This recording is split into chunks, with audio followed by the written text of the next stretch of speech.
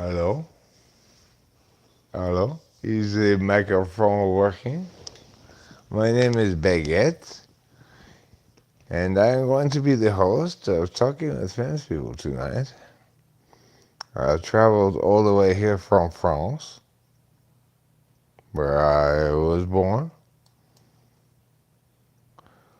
and host Eric has asked me to talk a little bit about quelle est-il et l'autobus es en la plage. Quelle est-il? Okay, I'm back now, Baguette. You want to just be maybe my co-host instead of just the full-on host? I'm not sure you can really. I don't know if you really know how to host Talking with Famous People. It's not something you can just do if you're just a loaf of bread and trying it for the first time. I am a baguette and that's a loaf of bread. Okay, Baguette. Here. I live in Orléans, en France. You sure are French.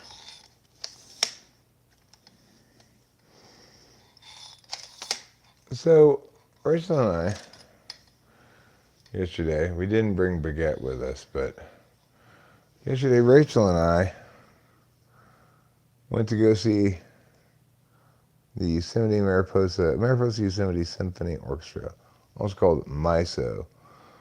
We went to see them play inside of Yosemite National Park and at a place called the Winona Hotel. Winona Hotel. Very cool looking old hotel. We walked into the lobby and asked them about like how difficult it is to get a room there. They say they take reservations starting a year and a day in advance. So yeah, it was sold out, of course. You know, it's like this is why I've never been to Yosemite before.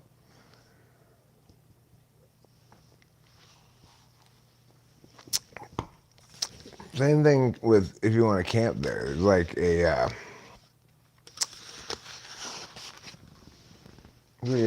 a year-long wait list for some kinds of the camp spots.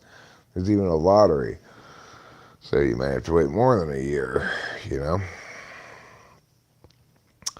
Anyway,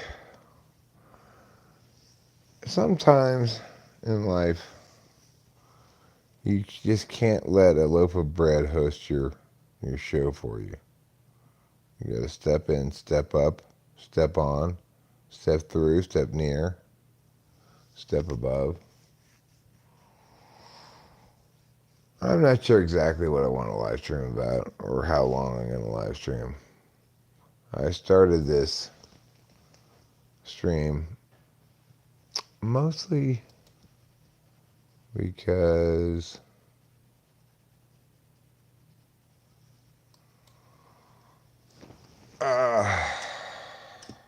there's something I wanted to talk about, but then now I don't even remember what it was. Jams. Yo, Eric, have you heard of this dude that sometimes comments in your videos called Jared Bond? Maybe it sounds familiar, but nothing about it stands out to me. What's his dealio? Is his dealio to leave insightful, wise comments? Or is it something else?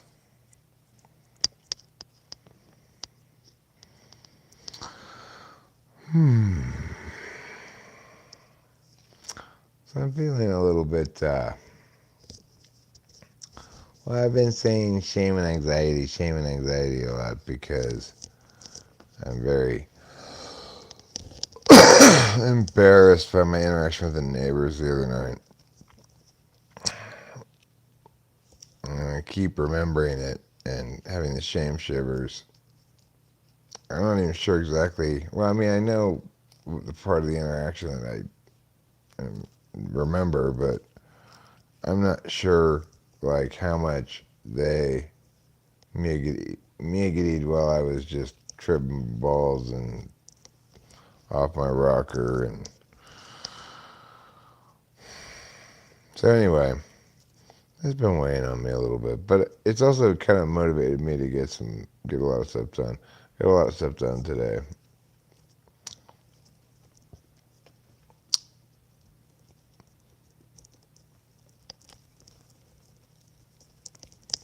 Called me a horrible typer.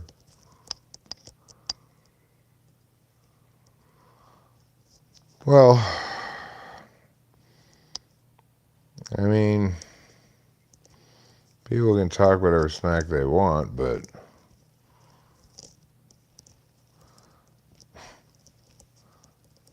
none of that smack is ever a good rebuttal to anything I'm saying. You know, Jack from Socionics said he's an ENTP, but you know, he's young, dumb, and full of cum.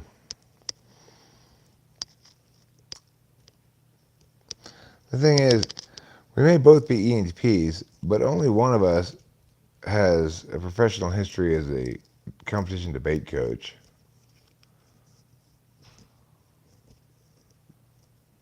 I don't like to bother with the same kind of idiotic nonsense that I've tried to respond to many times before. It's like that sort of thing happens plenty, but it's always the same thing. It's somebody who's accustomed to successfully blustering their way through things. This isn't one of those things you can bluster your way through. You've got to actually understand well if you're going to explain it meaningfully. And the thing is, anybody talking as a pundit at all really on YouTube is going to find me threatening.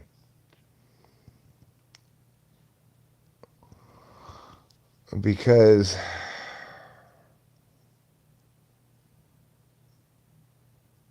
for one thing, I mean, foremost, because my explanations are very cogent. They make sense. They actually provide insight into things. They resolve confusion or inconsistency if they're sought out.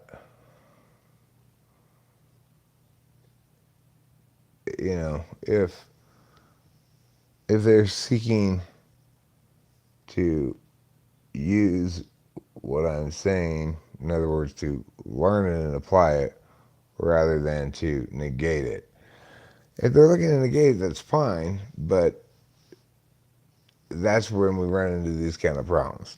People are attempting to negate it who are many steps away from being even considered, like, for me to even give the negation any consideration, because they don't have an internally consistent set of definitions for terms and stuff, and to the extent they define their terms at all, they don't operationalize the definitions. They're only negating. So in other words, they're not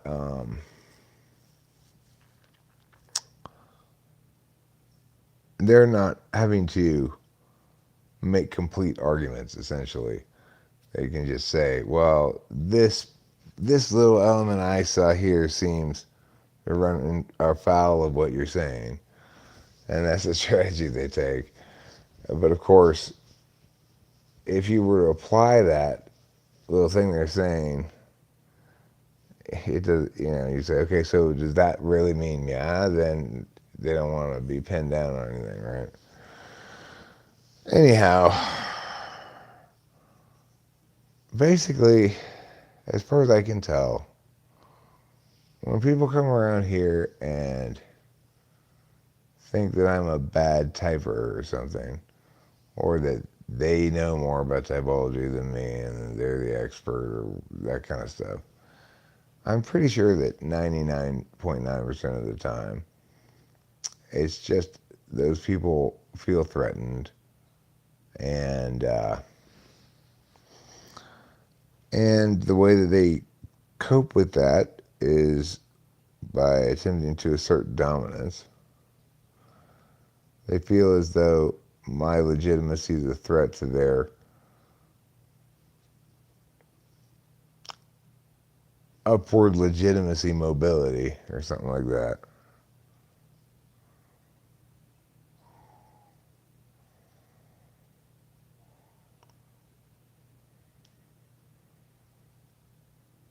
I mean, Jack's cool. I don't have any problem with him.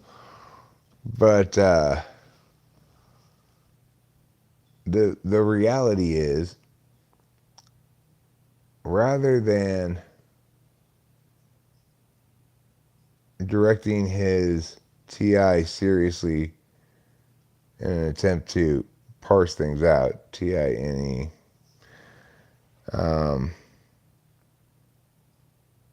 he uses it to obfuscate, muddle. What's the actual word I'm looking for? Dissemble. He uses it to dissemble. If you are good at negating, you can appear at least to infinitely dissemble. Of course, none of that dissembling was really working on me, but it nevertheless,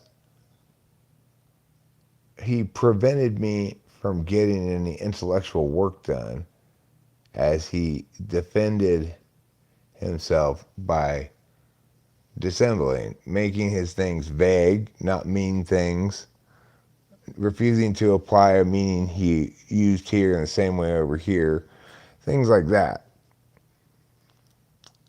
So, yeah, it's a week from yesterday. It's coming up real fast.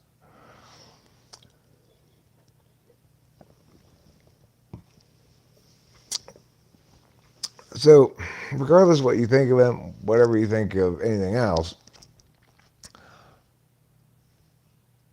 being good at typing people is a process of being consistently objective with yourself, about argumentation, about how explanations fit together or fail to fit together, stuff like that, you know?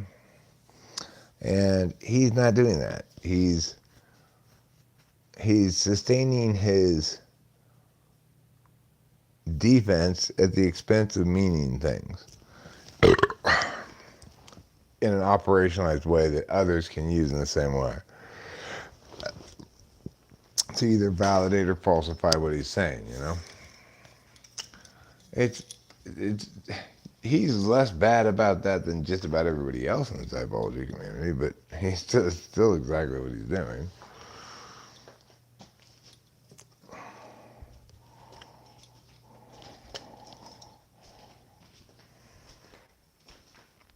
It's like an FE clusterfuck, right? You've got a bunch of these different people who all encounter typology. They see some typology videos from different sources, and they go, "Oh, well, you know what? I can talk about this too. This is really interesting. This is fun. I'll talk about it too." And like I said, there's lots of different people talking about it, and all of those people are talking about it with either not addressing the falling frame or just almost, or even explicitly embracing it. They're saying, look, there's a lot of different ways, a lot of different systems. Not that any of them are wrong exactly, but mine's better because of maybe stuff like that, you know. Whereas what I'm saying is, no, actually, this is a real thing here. This explanation that Jung butchered of a brilliant idea that he authored is actually a real is actually a real thing. Like,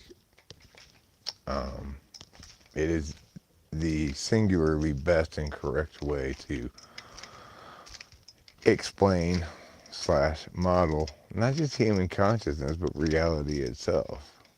Like, there's nothing we can talk about, nothing at all that we can communicate about. It's not, it doesn't trace back directly to some application of human intention. And that's how you know it's the accurate metaframe, is that you can explain everything with it. Everything fits into a category. Let's say you're in a coma. Well, you're still knowing via SI, right? Anyway, the point is,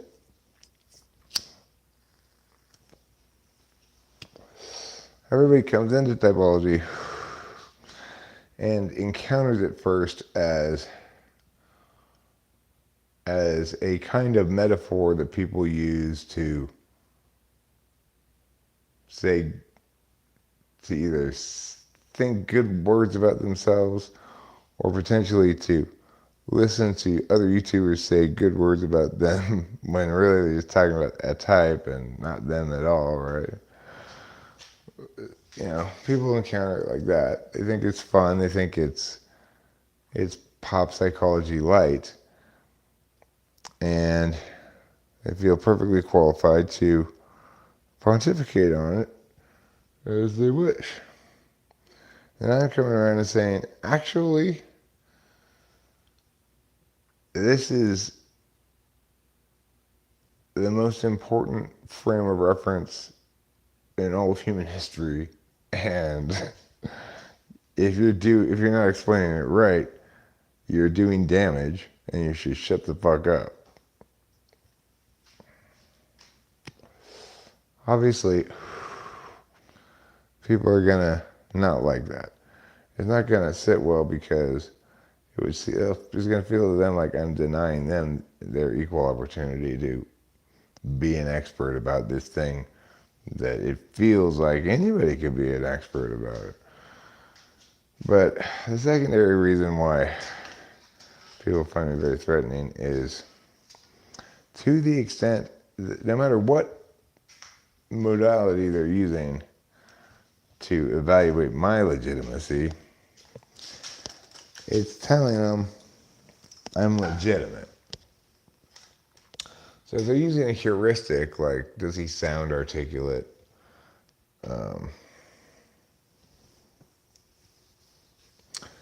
Does he sound more intellectual than his peers or something like that? I'm going to validate on that. If they're capable of doing the parsing themselves and listening to what I'm saying and actually evaluating it on its merits independent of me, well, I'm going to validate on that too, because it does validate. Now, for people who don't evaluate things like I just did,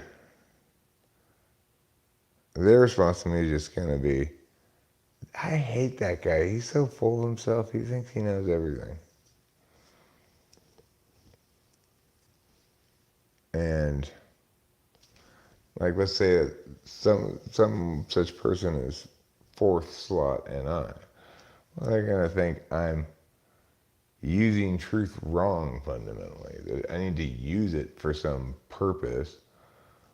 And it is a toy of the individual to play with, and they can switch like epiphany, life-changing truths every week, and it's fine, no big deal, right?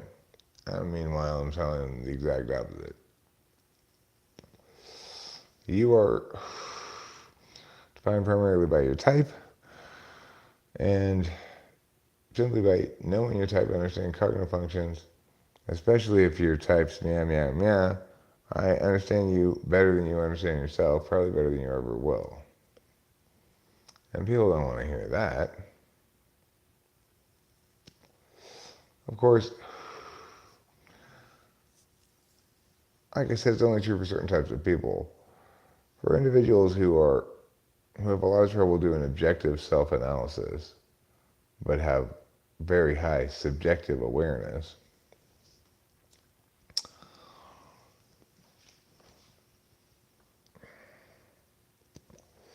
Well, it's inconsistent with their being the truth that I'm saying to them. And it's also inconsistent with their way of using truth. So they're probably never going to be swayed by what I'm saying because they don't think a good universe is one in which they have to be defined by some map. Maps are to be used by their unique snowflake particularness, you know?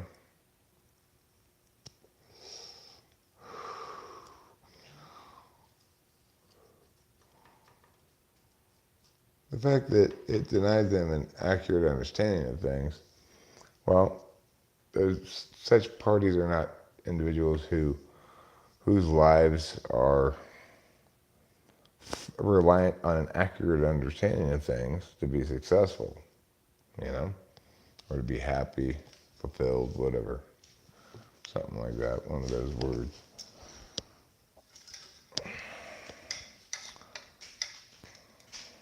The only problem then lies in the fact that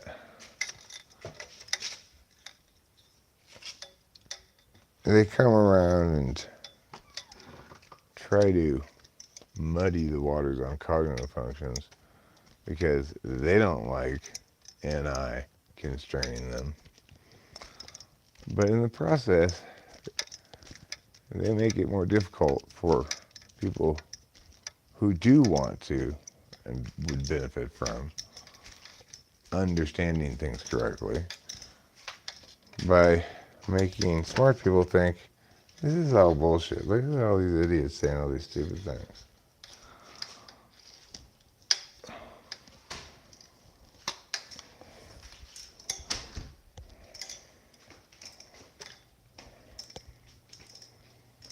A week from yesterday. I don't think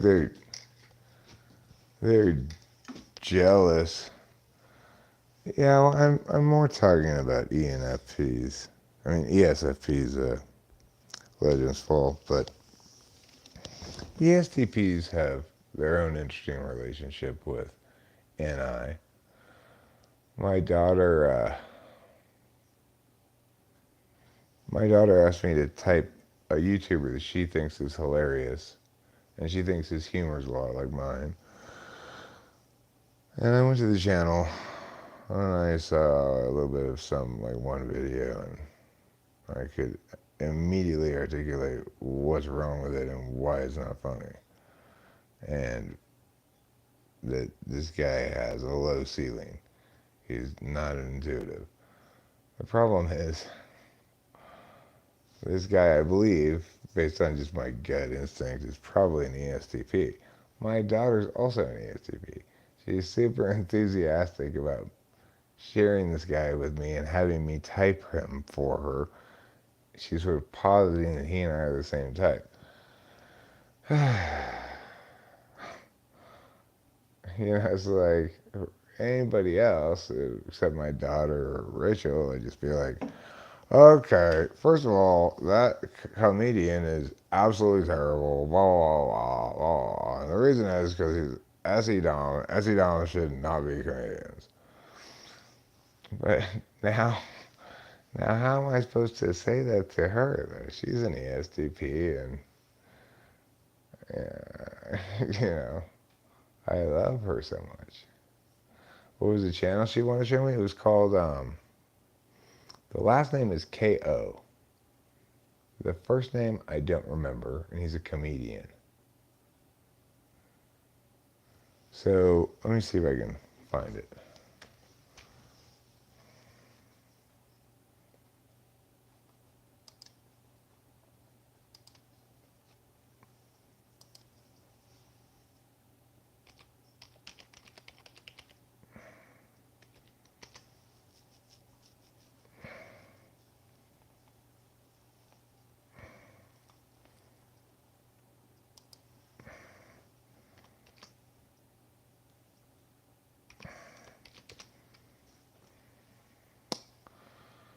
I look at my history.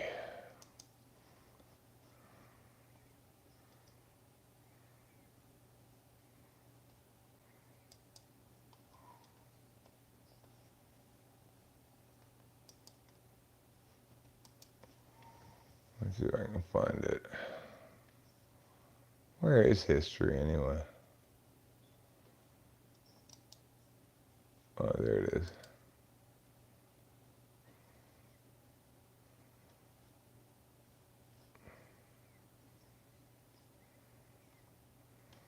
Okay, so I watched it with my other account. Pal.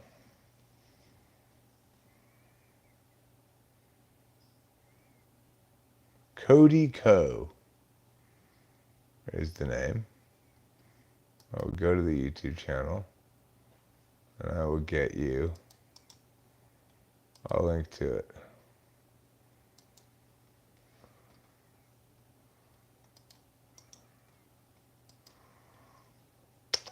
There you go. Oh yeah, Mr. Bobby, you got it. You guessed it. Good job.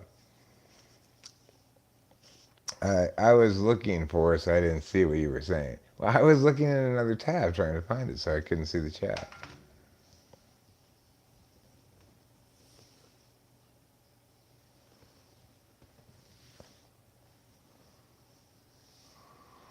Anyway, Delilah likes this guy. I just watched like the landing video and saw how they're interacting and stuff, and it's just it's like low-hanging fruit, you know. They say so they're talking about some guy with kind of a weird name, and they go like, he sounds like a Marvel supervillain's name, and then they like go, yeah, they pretend to be that supervillain doing things, but you know they're just kind of riffing off each other, but it's not creative. It's not. It doesn't have any. It doesn't have the necessary originality or surprise or pop to it to be successful comedy.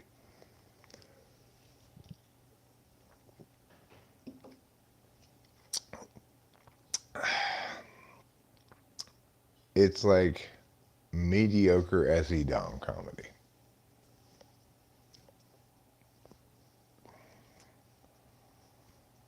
What's child again?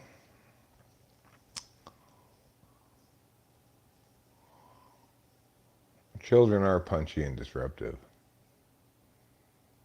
Third slot. Do you think my Effie is punchy and disruptive? I can see that being a description of it.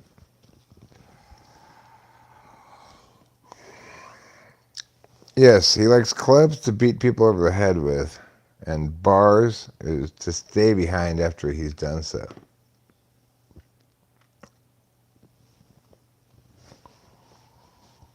Clubs and bars, bars and clubs. Oh yeah, I'm going bars and clubs. Look at the titties, look at the pole. I'm buying up a bottle of Cristal.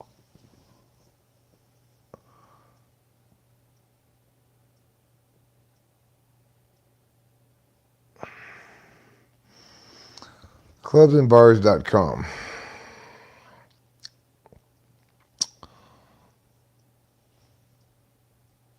You know, I think we should start a society called the Saucing Society that exploits the hashtag no dry bites as its means of garnering membership.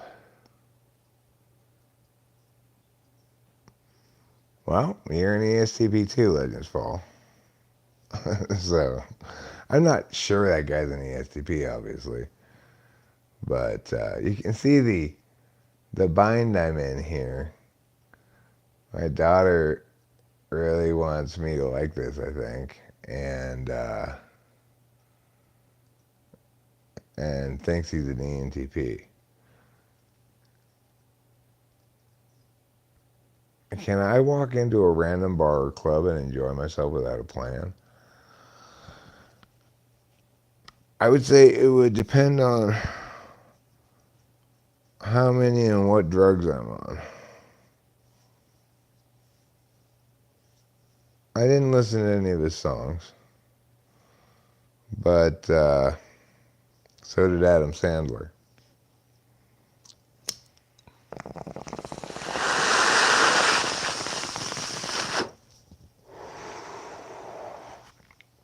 I mean, he certainly seems active, but the thing is, he's always got like a sidekick guy or something. Seems like. Like he's not really inning, he's effing. He's SEFing, you know.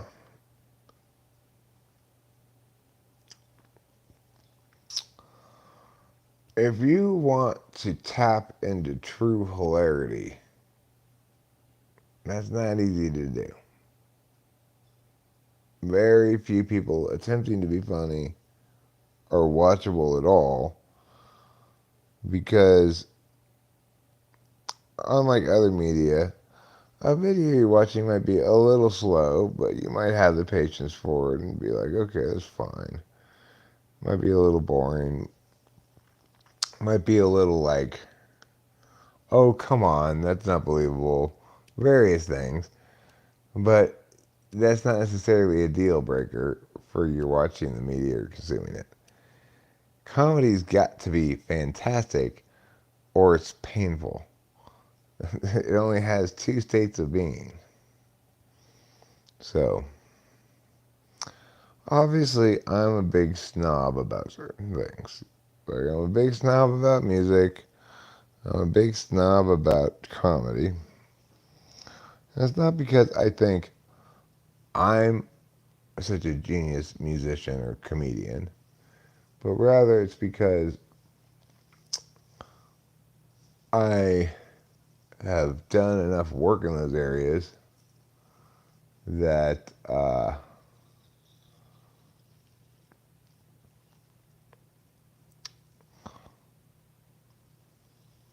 that shoddy craftsmanship won't get past me. Are comedy and being silly different or no? Well,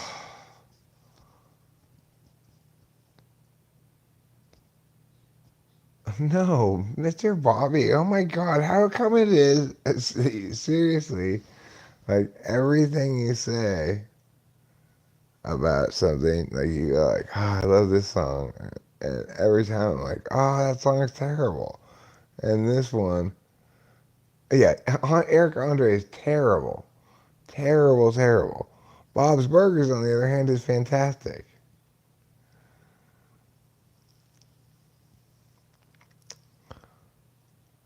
It's not lazy humor. Occasionally, they'll have a lazy joke in there, but primarily, primarily, it's quite charmingly, innocently funny.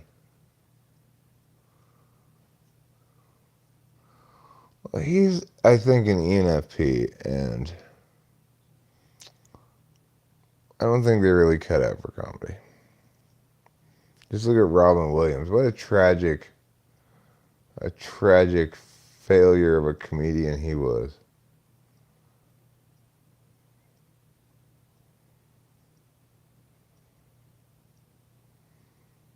I mean, being a comedian is inherently a very dangerous thing to be because you can't always be funny. And for most comedians, their humor doesn't evolve enough to keep them funny as they get older.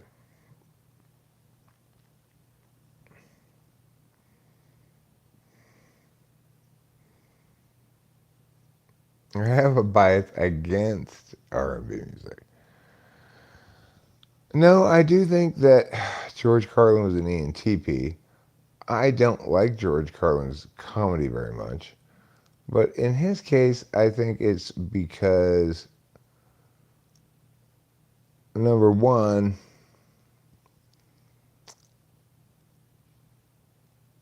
the stuff he's saying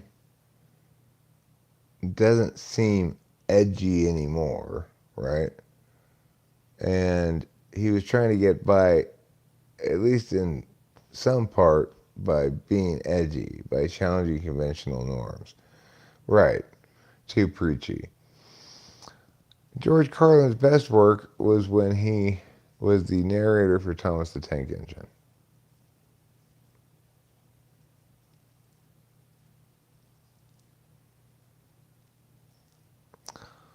I am horrible at humor in the sense that my way of making people laugh isn't all encompassing. Like humor, everyone can enjoy. I guess that my booty fe. I mean, the thing is, if you look at George Carlin, George Carlin is a much better version of the same fundamental failure as Dennis Miller. Dennis Miller, of course, horrible, not funny. Tries to get by on using a lot of big words somehow, and that's supposed to be funny, or having like rants about politics and something. Those, none of which are funny. Not a good interviewer during his briefly lived Dennis Miller show. Uh, I mean, George Carlin has some good bits, but he was trading in a currency that doesn't spend well anymore, namely being edgy, using curse words. Uh, Jim Carrey, yeah.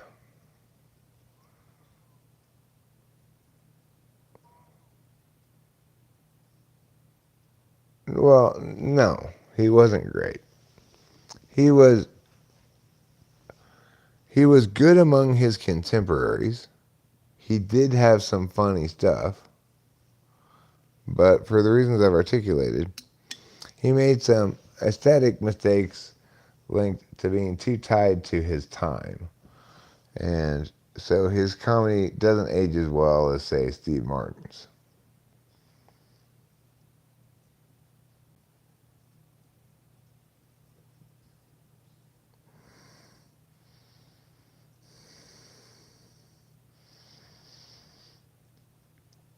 Well, that's the thing. Will Fett accurately predicting dystopic, I mean, yeah, dystopic futures, that's not comedy. That's pontificating.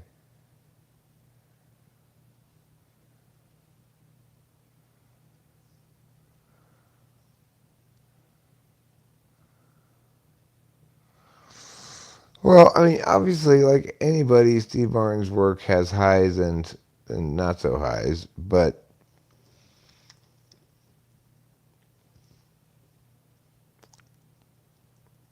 he's proved himself a genius in multiple instances.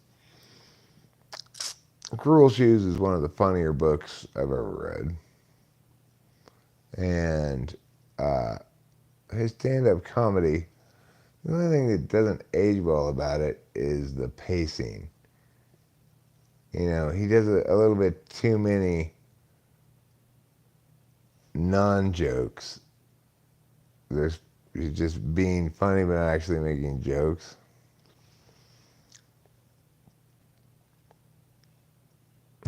Yeah, he's getting dirty rotten scoundrels.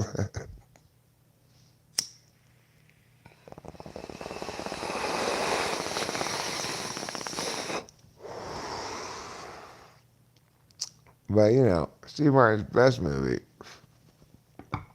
is The Three Amigos. That's just one of the great ones. I don't like Chris Rock nor Kevin Hart. Kevin Hart is worse than Chris Rock.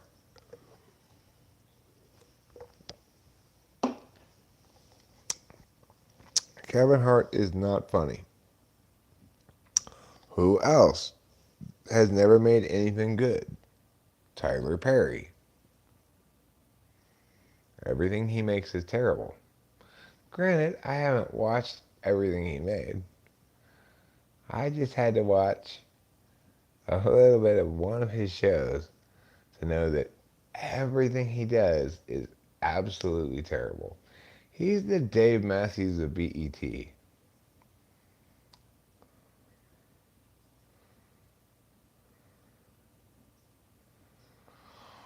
Well, I mean, too little NI.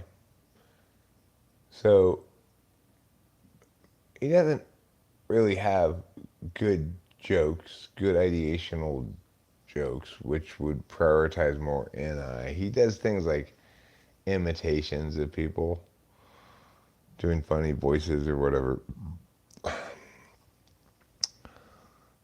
It's like I get his process was one of ad lib a bunch of stuff and then find some good stuff on the editing room floor, but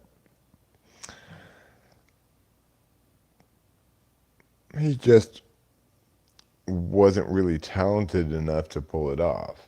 He tried to incorporate a lot of physicality into his humor. It's never a good idea. Well, very rarely a good idea. Tyler Perry's Money is the new show. It's a reality show about Tyler Perry and how he keeps making more money selling poo to idiots.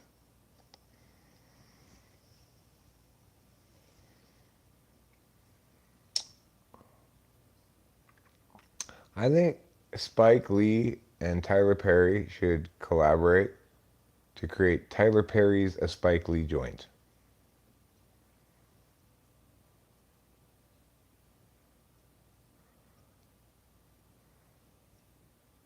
He's a closet dictator. I didn't know he was in the closet about it. He's always talking about ruling over his island of subjects with an iron fist. Spike Lee is also terrible. Now, of course, Spike Lee, having spent the early part of his career playing the role of cinematic outsider, rebel voice of the black community, what does he do now? He just does Capital One commercials. He's as sold out as anybody could possibly be. He was already sold out when he was positioning himself as this, you know, guerrilla artist of some sort.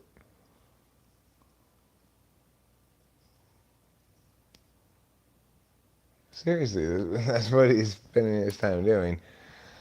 Making appearances at sporting events and then exploiting that to do commercials with the basketball players that he sees at the sporting events. And of course, people with no NI, like my dad, I think he told me and Rachel one time, like, wow, I guess all those guys are friends. Like, they're showing them being friends in the commercial, and my dad just thinks, I guess they must be friends. Obviously, they they may have become acquainted or even friends by way of doing the commercials, but I can guarantee you that that Samuel L. Jackson, Spike Lee, and Charles Barkley do not hang out at each other's house discussing Capital One Visa.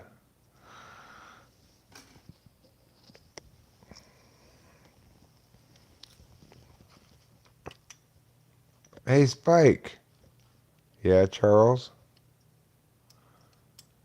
You want to come over and talk about credit cards? Samuel L. Jackson and I are hanging out right now.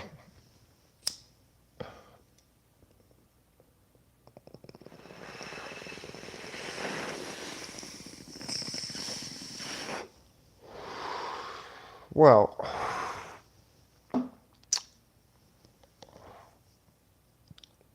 any,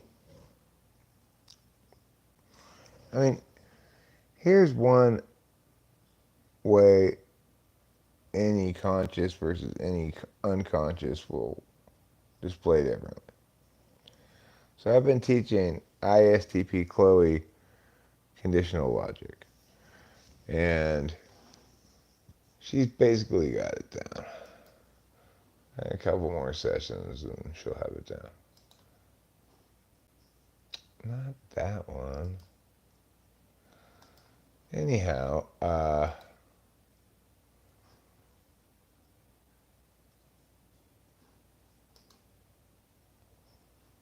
going to share this document so you guys can look at it too.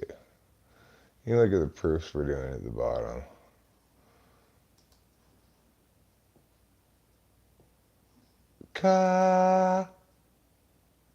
B-link.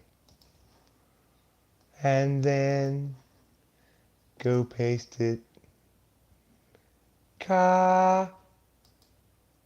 B-link. Okay. So there. Yeah. Now, Chloe can do these things no problem. Pretty much. I mean, sometimes I gotta give her a hint or something, but mostly she's getting it down.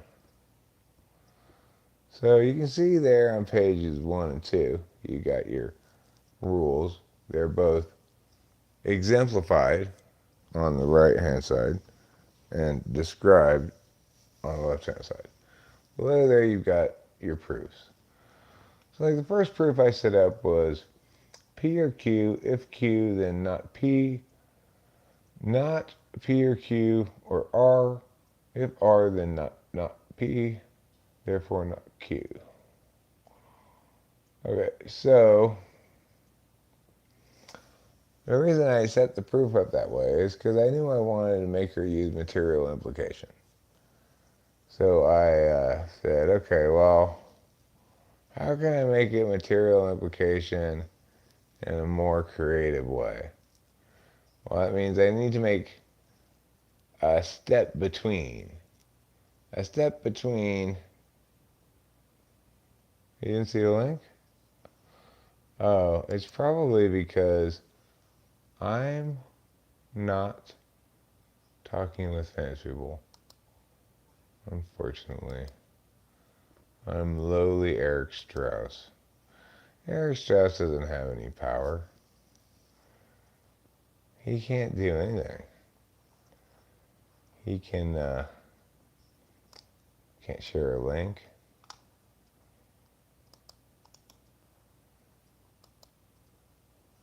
He can't live stream. How about that one? Does that one work? Do you now see the thing?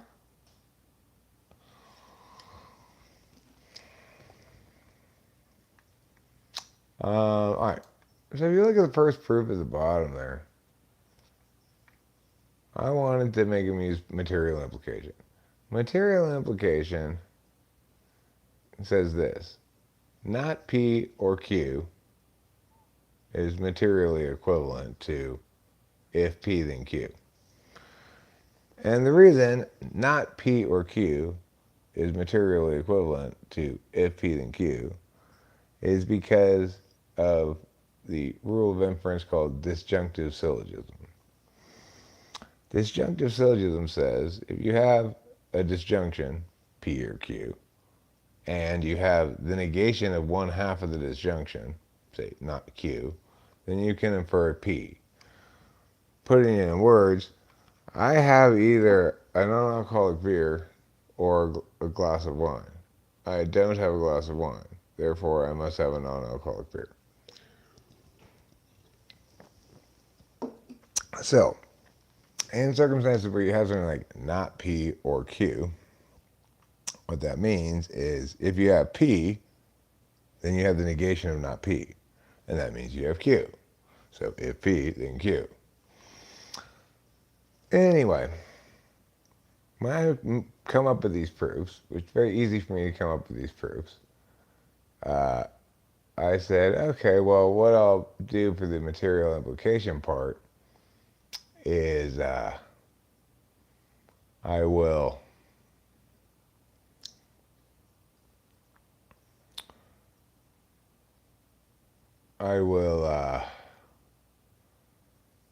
do it in a sneaky way. I'll put P or Q instead of not P or Q. And then I will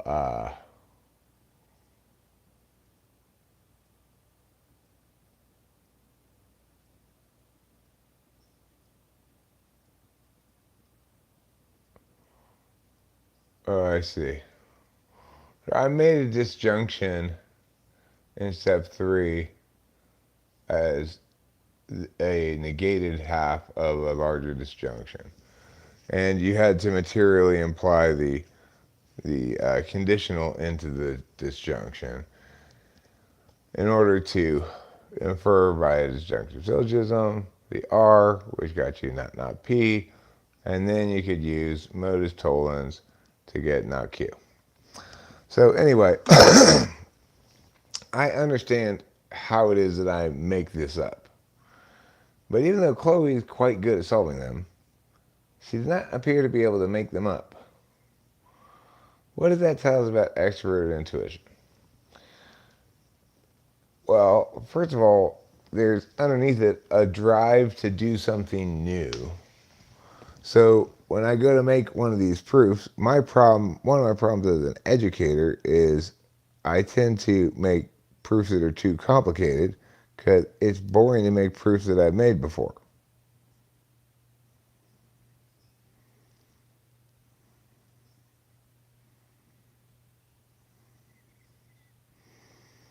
My vocabulary book? You mean my grammar book? I do have a grammar book. Right. So I suspect INTPs and ENTPs both would find it easy to make up proofs. The way I do is just like, okay, this time I want to use absorption. So maybe I'll have the negation of an absorption and then the negated antecedent of that, which would be inferred by the modus tollens. I'll have that be the negation of one half of a disjunction that uses, so then disjunctive syllogism gets used to infer the other half, and then I'll use addition to say, so that what we're looking for then at the end is P or Q, right? So in that case, when I'm saying that, I'm visualizing it as going like this. You go if P then Q, and then you have a conditional that says if R, then not if P, then P and Q. And then in the third one, you go if not R,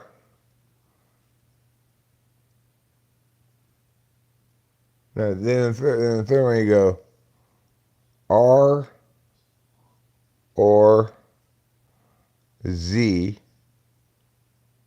therefore Z or A. In that case, what you got to do is you got to walk through it and go with the first one. Okay, step 2 says if R, then not if P, then P and Q. Step 1, I don't have if P, then P and Q. I just have if P, then Q.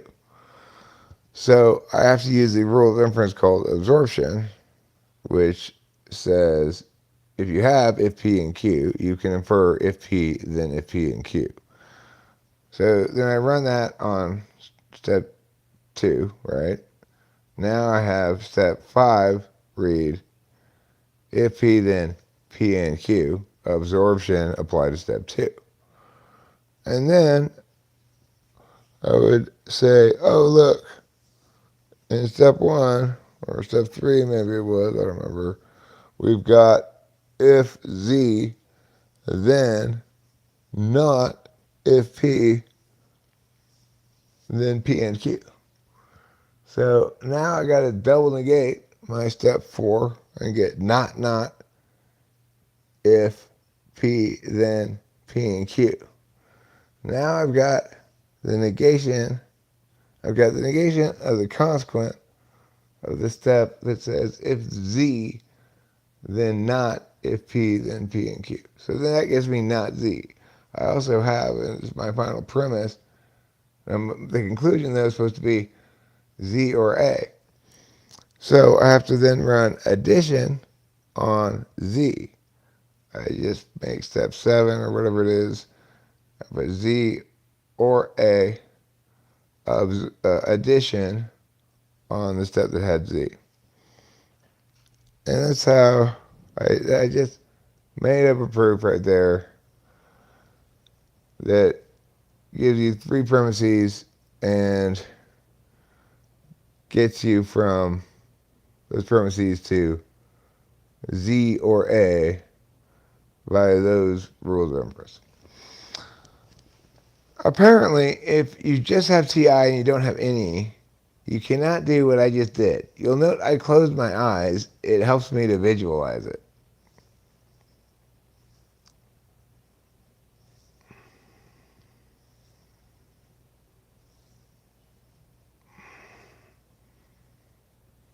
Well, you don't have to use modus ponens or modus tollens to validate something. You don't affirm the truth of an argument. You validate it or invalidate it. And you could use different rules. You could just say P or Q, not Q, therefore P. That doesn't use any conditional rule of inference. It just uses the disjunctive syllogism. The point I'm trying to make here is I demonstrated the process by which I think out how to make up a proof, right? And it seems very straightforward to me, very obvious. Like, well, you just do that and then you figure what that is and you get it out. But apparently, it would appear from her displays of not being able to do it anyway, that any polar, even though they can master the art of solving them just as well as any Dom, she's not there yet, but she'll get there, you know. It's a closed system. You can master it. But apparently, you can't master making them up nearly as easily.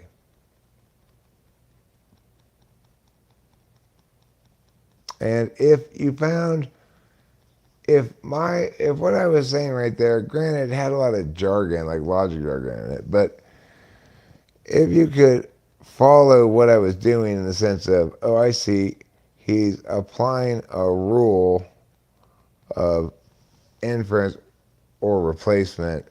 I didn't mention, and we had one rule for it, but he's applying a rule that allows you to take, if you have mia and mia, you can put those two things into that rule, and out comes mia, right?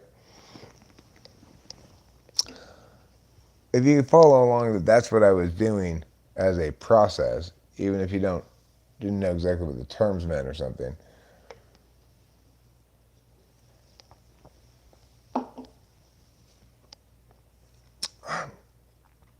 Then you might intuit that,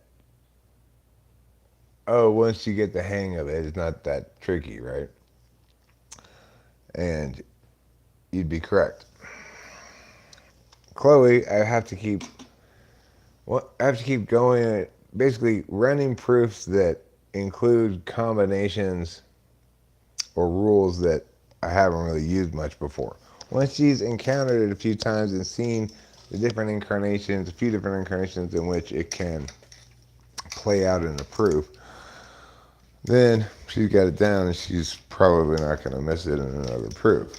She's doing pretty challenging proofs at this point, but she still generally needs my help at some point. So I'm waiting for that day to go away. Then, you really taught somebody something. When you give them a hard-ass proof, they don't need any help at all. You get it right, and they can explain to you why they did what they did.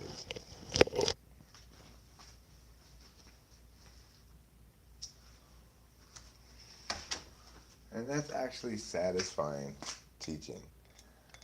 Teaching Chloe how to do that stuff is very satisfying because of the nature of the thing that's being taught.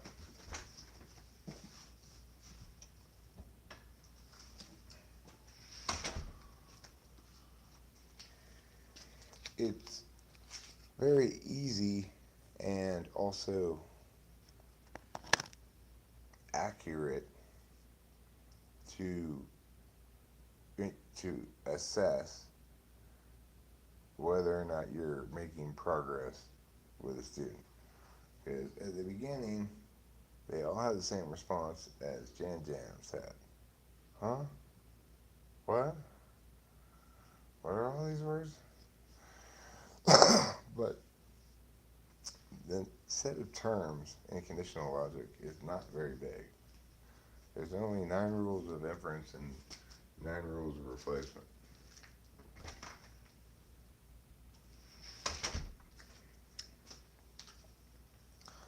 And there's only a few kinds of statement connectors: conditionals, conjunctions, disjunctions. You could say biconditionals, but they're really just 2 conditionals. And negations. So it's a small math function variable box, And like English grammar, if you teach it well and completely, it can be fully mastered by anybody, and then you're done. Now, note, in America, they don't teach grammar correctly, or even well, and as a consequence, nobody leaves school feeling like they've learned grammar, which is one thing that a school can actually teach, concretely teach and measure to see if they've succeeded,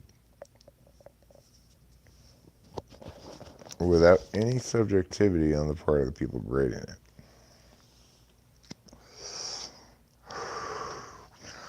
Of course, the teachers have to understand grammar in order to teach it. Most English teachers don't understand it. Even if they know a bunch of rules correctly or something, they don't understand it because they don't understand why those rules are there, and or that they don't understand that they're not rules, they're consequences of interactions between statement connectives and parts of speech, like prepositions, meows. Like grammar, like logic. Logic, you've got your conjunctions, disjunctions, conditionals, and negations, basically. In grammar, you've got nouns, verbs, modifiers. And then what you might call like junk words, which include articles,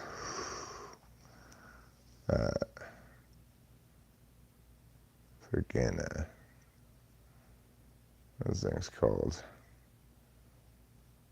like pronouns or modal verbs, things like that,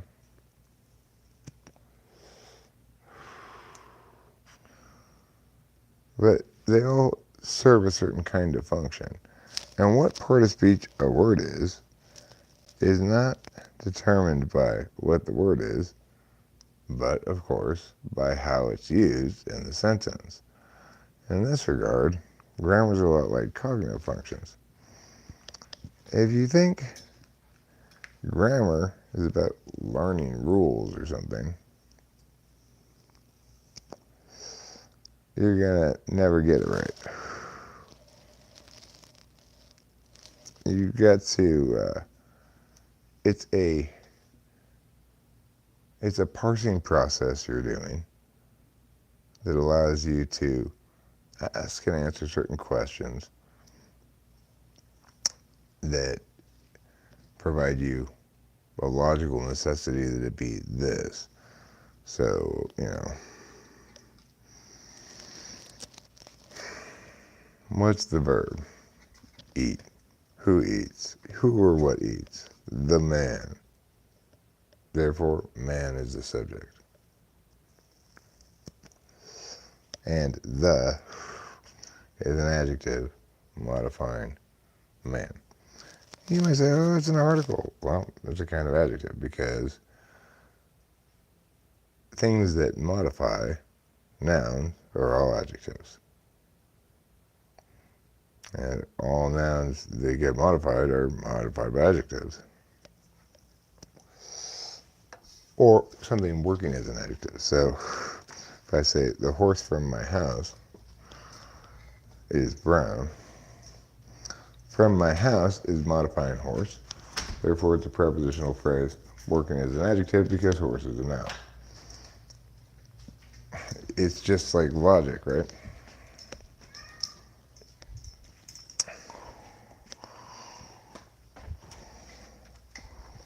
Anything working, because like all of the definitions are operationalized by conditionally, such that anything that's working in a sentence to tell us how, when, where, or why, or some other variants of adverb things that are being told, or anything in a sentence that's modifying a verb or an adverb or an adjective is an adverb.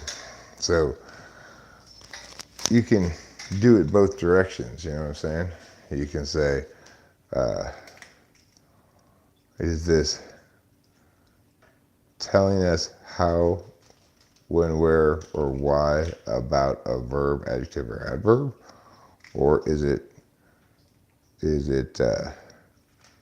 doing something else, like telling us which is what adjectives do, usually. I mean, that's, to be absolutely correct, you say they modify nouns, but, what's that noise?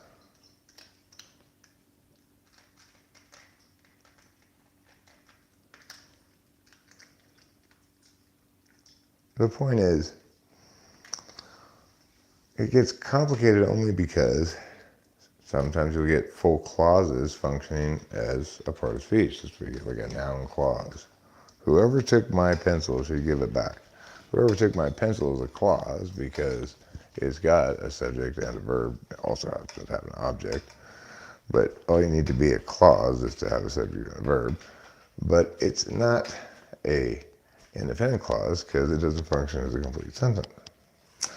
So, nevertheless, when you use sentence diagramming, it becomes evident because you have this nice visual display of exactly what's going on logically, interactively between the things.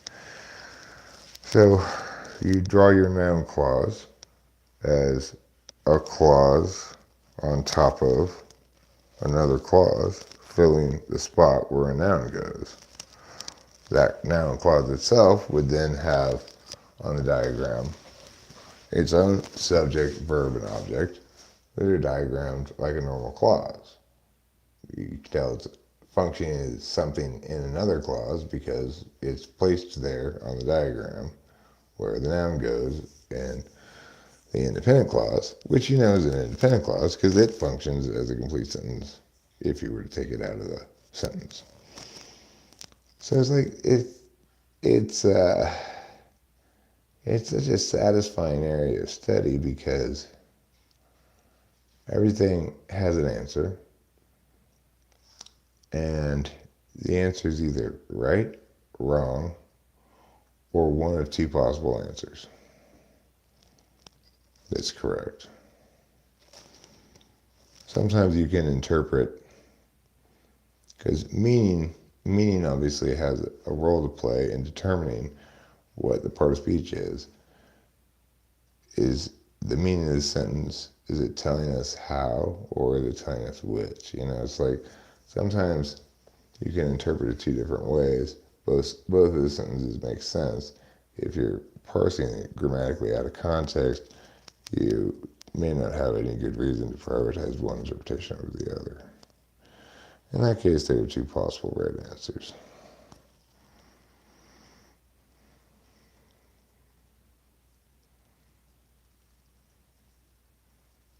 But anyway, grammar, like logic, are gifts from God that allow us to extract clarity out of entropy. Language is God giving us some of his power, the power to make dynamic things stand still, to capture the soul of dynamism and lock it into a set of words that don't change. Of course,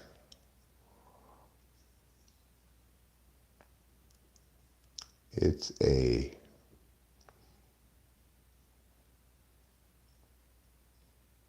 discipline, an art of sorts, a science of sorts. It's difficult to master. There are very, very few masters of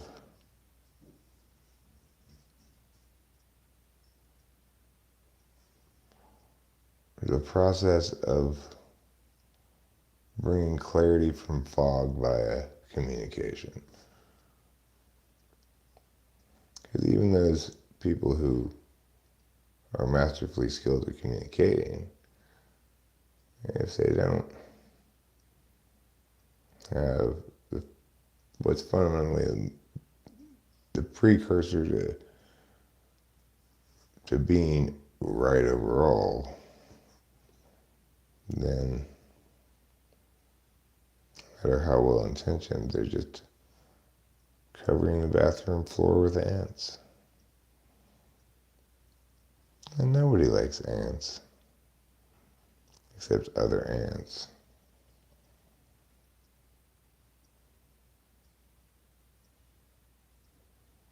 When ants vote for People Magazine's Sexiest Man of the Year, they don't even vote for a man. They vote for an ant. When they should be voting for Tom Selleck. He's the sexiest man of this year and every year, going all the way back to 1800. And the reason he's the sexiest man is because he has sexy chest hair. The ladies back in the 70s, maybe the early 80s, they went wild for chest hair. The more chest hair you had, the more they were like, wow. Nowadays, the first thing a woman does when she meets a man is cover him head to toe in depilatory. Like Nair. Because women like their men as bald as a newborn baby.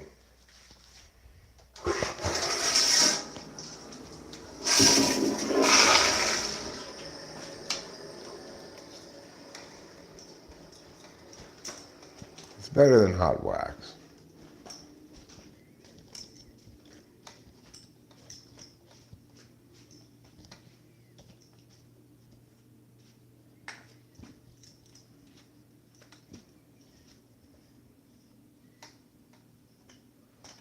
No, I didn't take any mushrooms. No, no, no, no. I did not. I'm still in the, I'm still in the shame and anxiety phase of having embarrassed myself and had a non-desirable kind of interaction with the neighbors. It's traumatic for me, possibly because it triggered memories of being a drunk and being out of control, but maybe more simply just because being out of control is bad, and I was insane. Also, the anxiety, shame part comes from not really sure, except for the interaction with the neighbors, which I know was not good. Um, I'm not sure exactly how annoying I was being, how loud I was being, what I was saying. And I know somewhat about the topic I was talking about, but how much time was I outside, I don't really remember. So that feels like, having gotten blackout drunk. I mean, a lot of times I don't remember a lot of my mushroom trip, but when I say it then, it's more like I'd have to, I'd have to really think back and kind of walk it forward from the beginning. I probably could piece it together. This one, I don't know. And it's like, it's also shame and anxiety because I guess to some extent, well, definitely to some extent, I don't believe I'm culpability free. And that's confusing to me because it's like I didn't make any mistakes that I should have anticipated at the time would produce such a big problem or a total out of controlness. Um, and I know intellectually that I probably shouldn't blame myself if in retrospect I can't see a spot where evaluating it in the cold light of day, it looks reckless. I can't see a spot where I made a reckless decision. But I still feel very upset at myself or embarrassed, and ashamed of myself.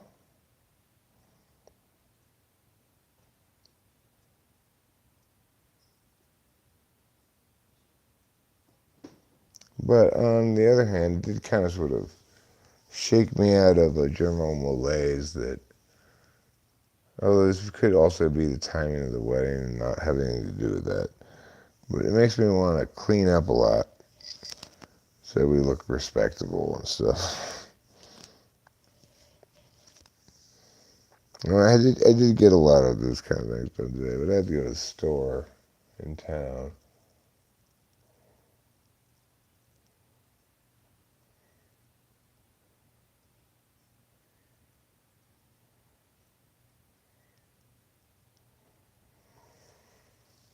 Well, I can tell you how it felt, Jan Jams.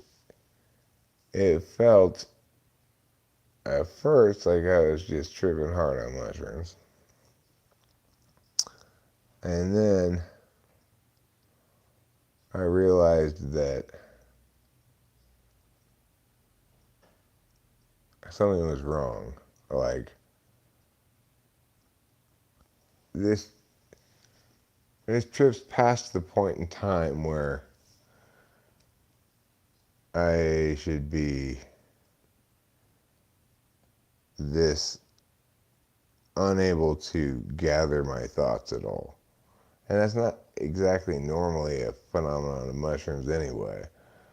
I can usually gather my thoughts. They may just be fixated on something silly or whatever. But in this instance, I just kept going around in circles. And yeah, very, very manic. And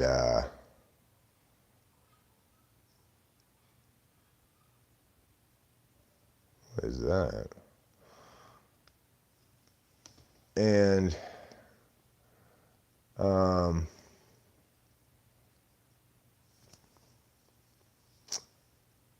had to figure out what was wrong and eventually what I should do about it. And what was wrong was, what I figured out was just like, okay, I'm not cogent like I normally am because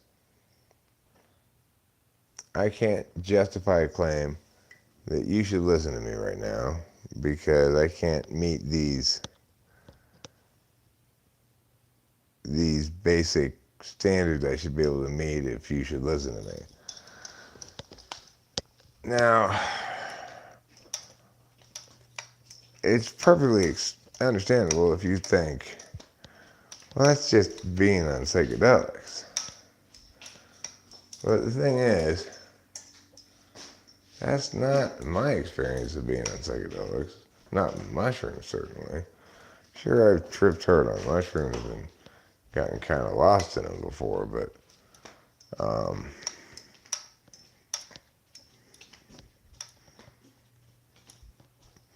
not in this way where we keep going around in a circle and kind of lose my point of what I was saying and start saying it again. And all I'm trying to really say is there's something wrong because I'm not on drugs properly like I normally would be. Instead, I can't capture the thread of my consciousness or something. And I'm extremely manic, although I probably didn't note it in those terms at the time. I noted that I was going around in circles. So what do you do about that? You know, it's like, did Eric just have a super hard drug trip that went wrong? Or was there a psychotic break? Well, it felt different than anything I've ever experienced. I've done mushrooms a lot of times. I've never said that about any psychedelic trip before or thought anything like that. I'd always just think, damn, I'm tripping hard. Even when I was on mescaline and mushrooms and speed. And everything was melting. Even then, I just was like, okay, you gotta keep it together.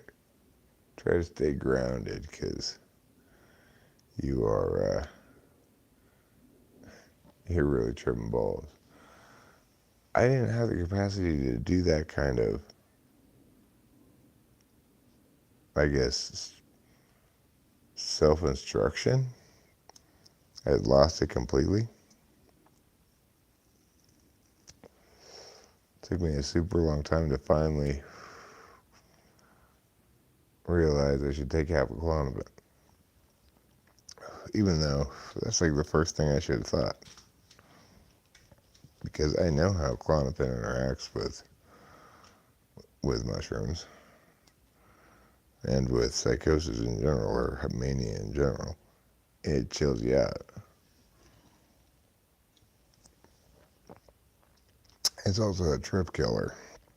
So if you're tripping to have a benzo, all of a sudden like, you're not tripping anymore, or barely tripping. I know this, and I had and have a standing plan in place that if I'm ever tripping too hard, which is nothing I really consider a possibility, that I'll take one. So something was misfiring in my brain in a way that it's not ever misfired before on psychedelic drugs.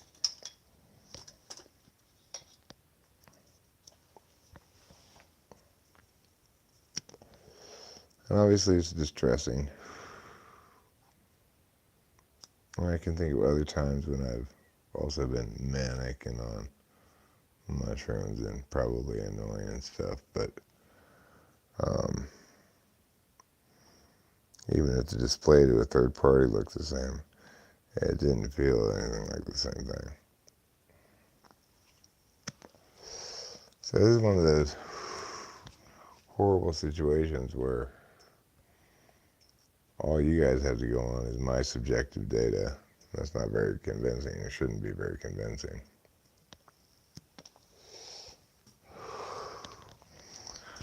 I can frame the subjective data in a maximally appealing way by saying, I've done these drugs so many times before, I've never made these claims before, blah, blah, blah, blah.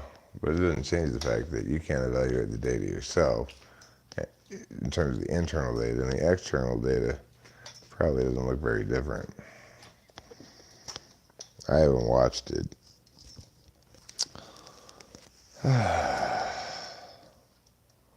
Anyway, it makes me go, ah.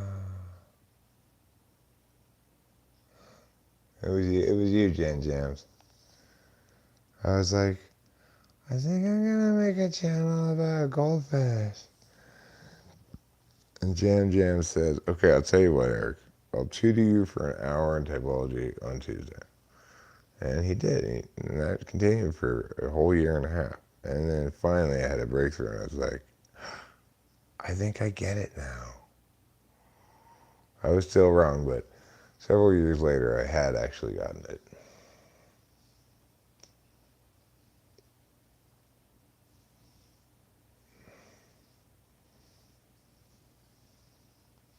You have two subscribers? Wow. You should put out some exciting content for them.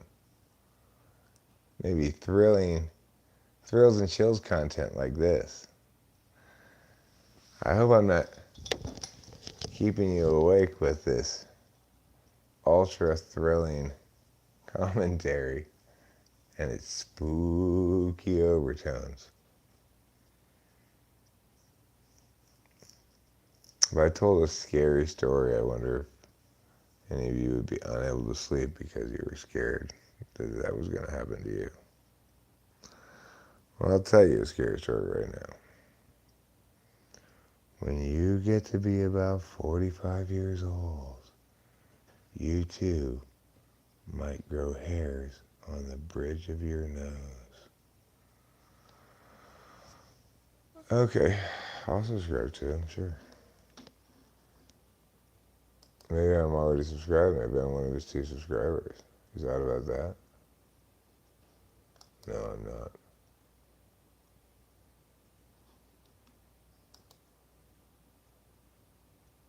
Hey, you made a video 9 days ago, and then one a year ago, another one 2 years ago, and then 2 more 4 years ago. Slow down. Jeez, you're going to exhaust yourself with that level of productivity. Yeah, well, you don't want to. I can assure you of that.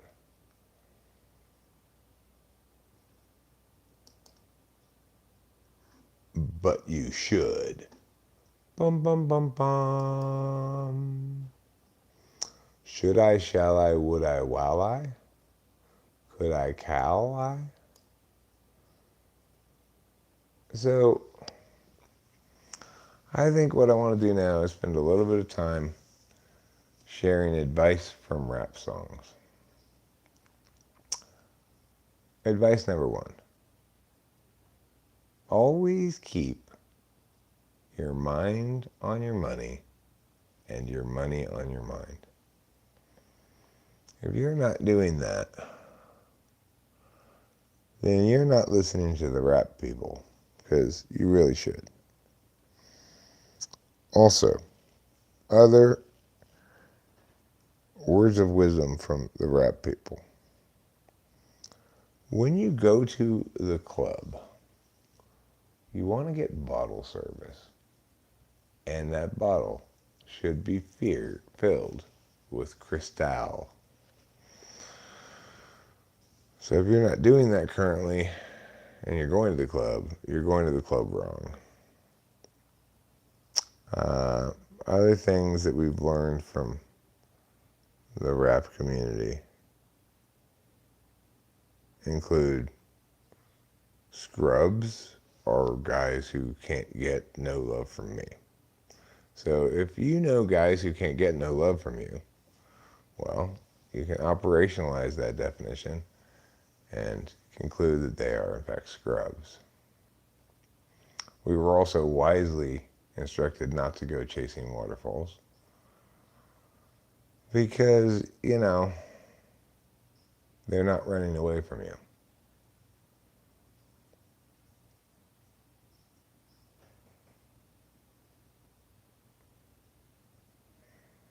That sounds like a good video show media.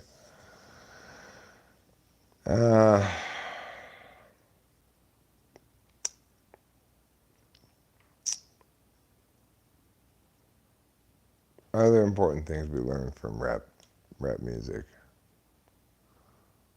Well, we learned that I, anyway, like the way you do it right there. And I also learned from the Beastie Boys that if you buy me some wood, I'll build you a cabinet.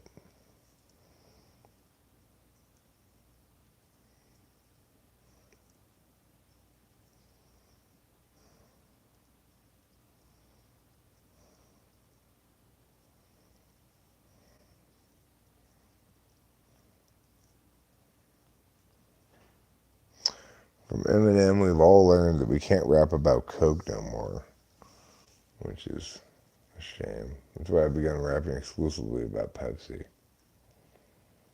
And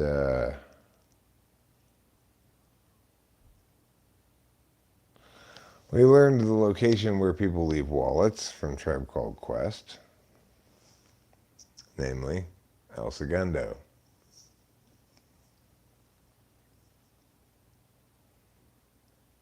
Okay, how about this one then?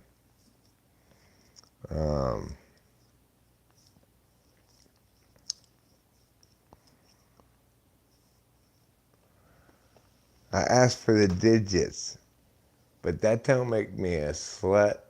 Hell no. Okay, think about that.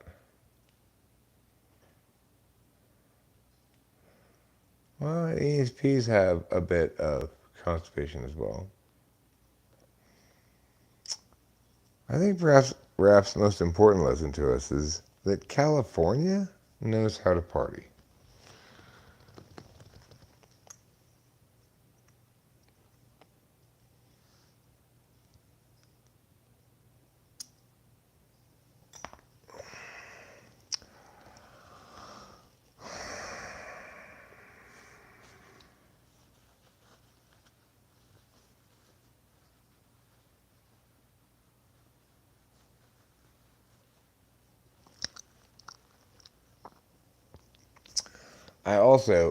I was relieved to finally learn this, The reason I don't give a fuck is actually because it's your birthday. I had thought it was just because I was not very compassionate.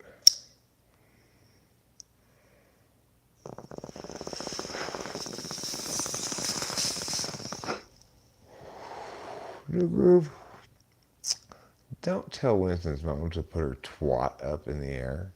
That's crass.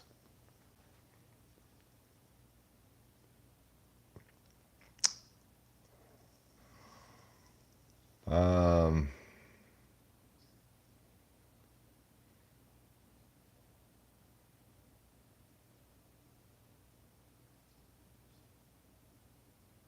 well, if you want something a little bit more contemporary, we learned from, what was that guy's name? I forget. That we're all a bunch of drug addicts up in here.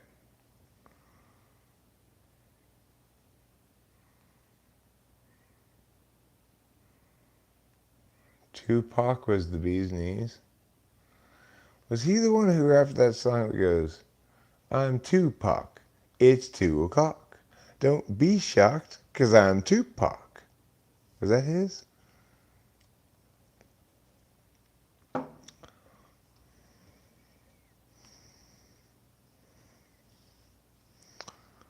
We learned from Old Dirty Bastard that we need to give him his money. That was an important lesson.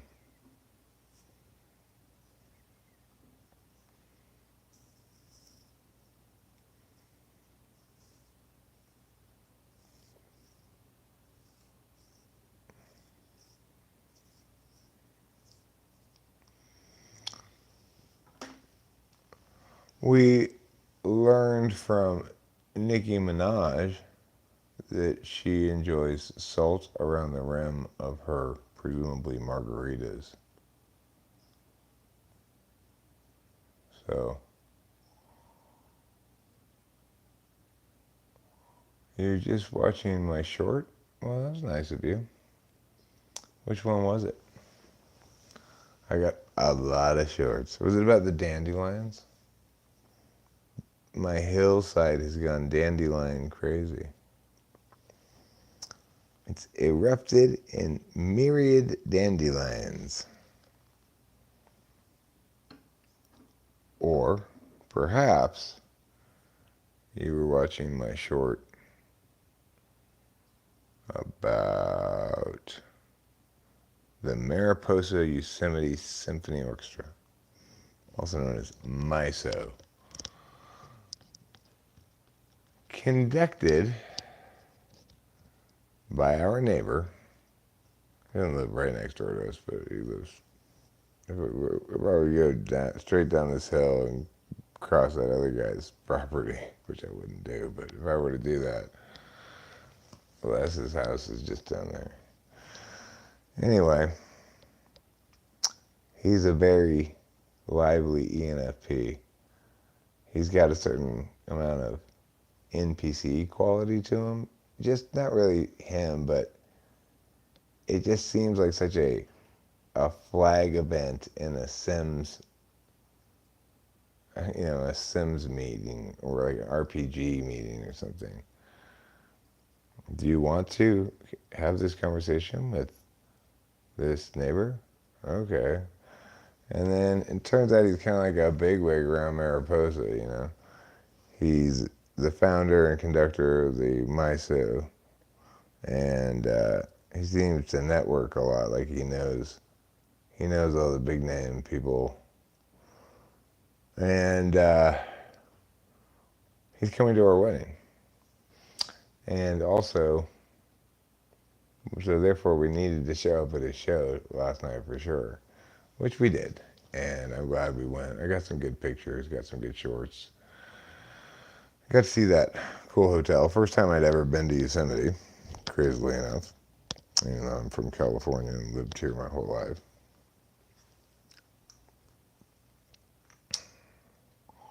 But I gotta say, for that hotel in Yosemite, the Wawona Hotel, looks like it was built around 1900 or something, 1880, who knows. But it is right by the road that goes through Yosemite. I suspect you get some amount of car noise throughout the night. I kind of prefer the equivalent era hotel maybe we stayed in Oregon called Wolf Creek Inn. That was a small one. The Wawona Hotel is quite large. It's got a lot of buildings. Nevertheless, despite being quite large and having a lot of buildings, it is not possible to get a room there unless you book a year and a day in advance. Like, probably there's still some rooms available 9 months from now or something, right? When who knows if you can even get into Yosemite. This year, 9 months ago from now, would not have gotten you into Yosemite. It was still snowed in.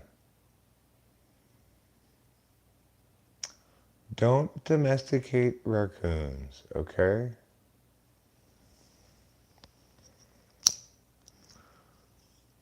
Raccoon milk is not a good milk to drink.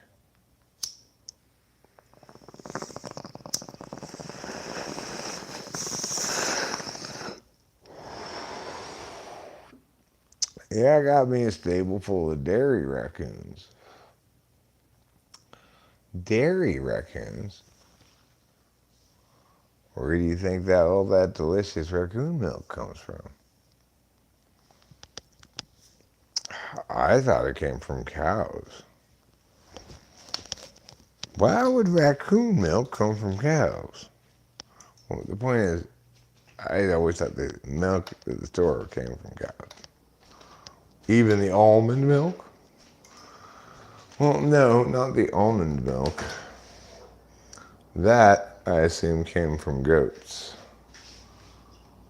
Well, you'd be right there. A lot of people don't know that. They call it almond milk because it's easier to market than squozen goat testicles.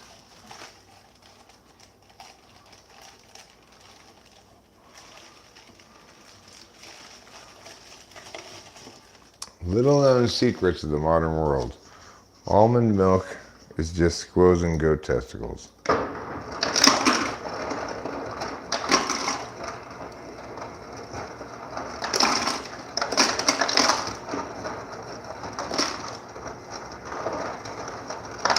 Come on, ice. How much more slowly could you come out? Meanwhile, oat milk is actually made of oak trees. They just changed one letter to make it sound more appealing.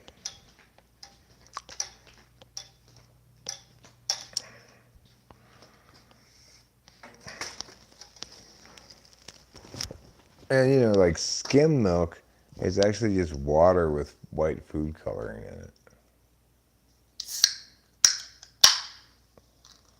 Okay. Yeah, this stream is, for sure. Not always. Sometimes, occasionally, streams cause more distress than they treat, depending on the kind of interactions I'm having, And I have some control over that.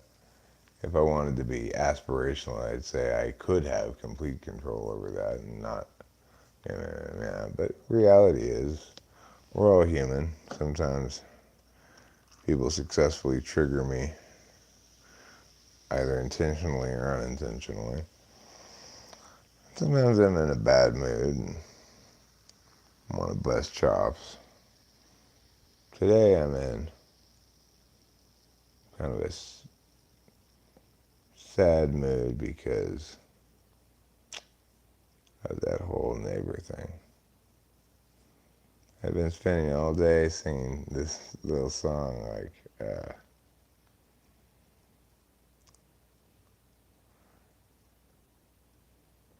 I wish I were dead now.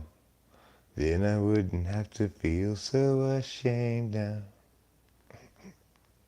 I sang that song a lot of times today.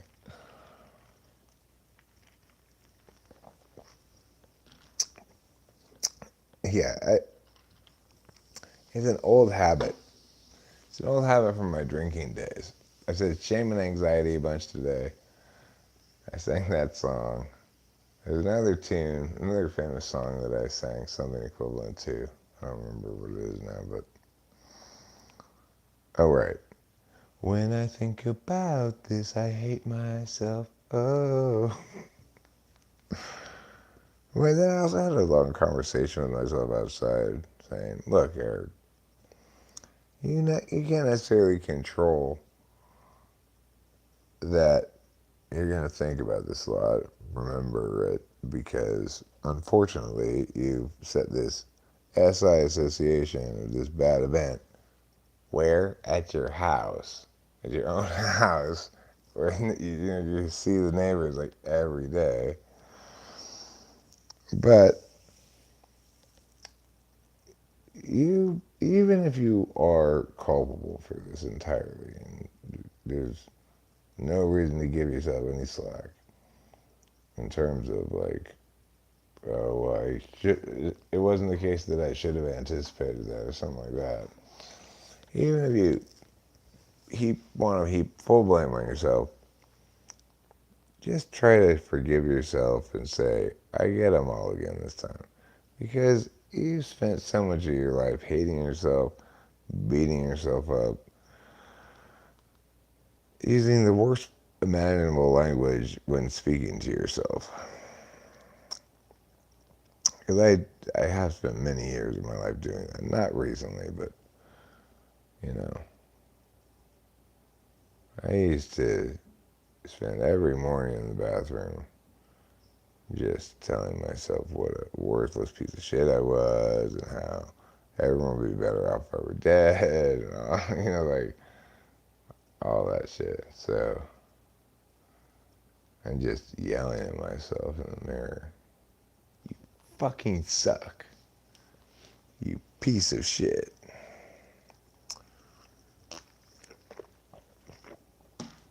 So this is comparatively quite mild and I think indicative of growth.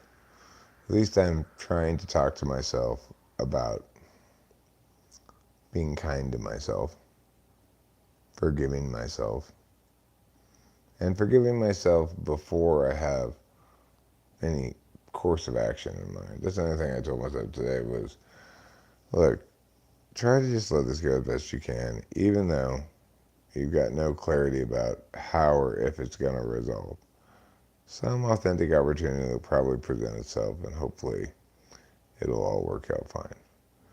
In the meantime, you got a wedding to deal with coming up in less than a week, and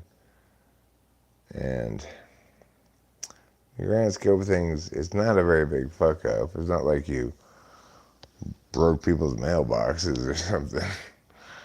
So you were just loud, late on a Thursday night, and I think the neighbors were mad about it, but they were outside talking loud,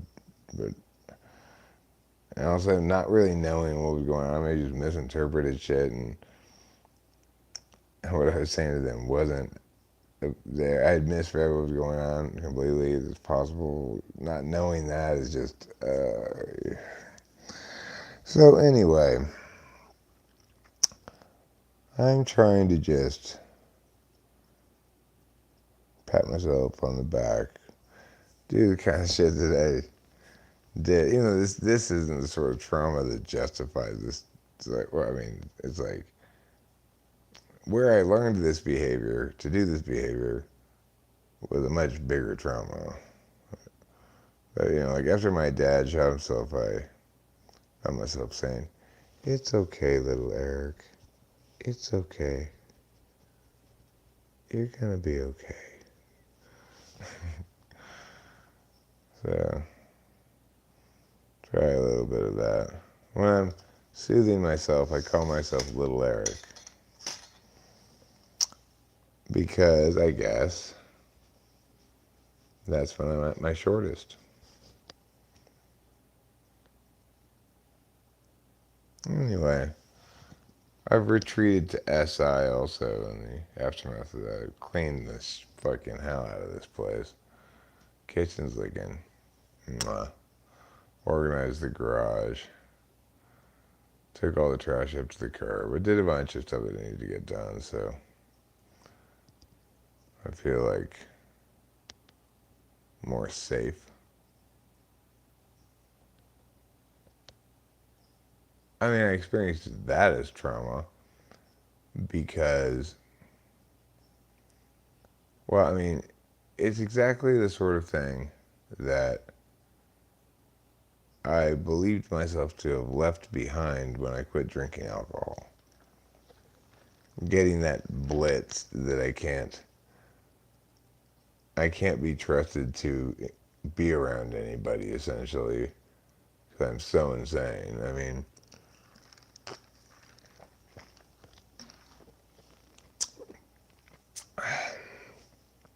I haven't been like that since I was blackout drunk.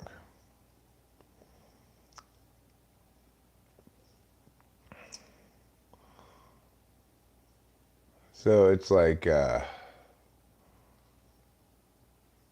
think it's probably more traumatic for me than a third party would expect it to be based on what happened, which wasn't much. Like, as objective data, like, I may have created some sort of beef between me and my neighbors with my words, but it's not like now they're throwing trash in my yard or something like that. They may just be like, what the hell was wrong with him? Or what's going on? Or I don't know.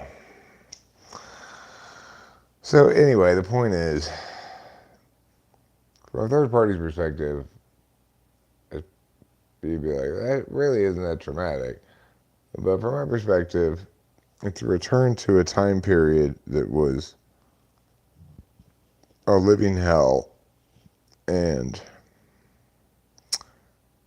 a path to certain death had I not changed course. Well, maybe not certain death, but just more misery, more problems. I don't like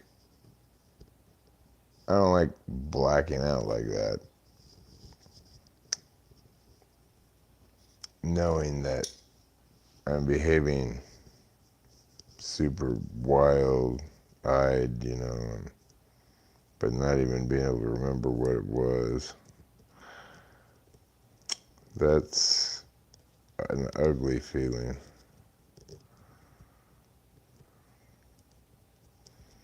I feel chastened. Chastened like Jason in a nunnery. Being chased by Chase and chastened Chisandra. That's what I feel like. Namely chastened.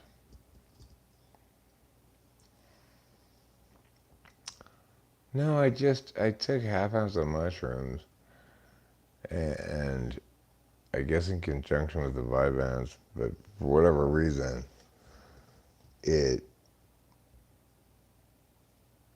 sent me into quite some manic spiral and left me with this sense of, like the same feeling you have if you go out and get way too drunk and then don't, even though it wasn't nearly that bad as that, what I actually did was just talk loudly outside and then say something to the neighbors about it wasn't very friendly. I think I was assuming they were talking about me, but I think that maybe they weren't even talking about me. So now I feel like a big screw up. I just have to contextualize it. Remember the fact that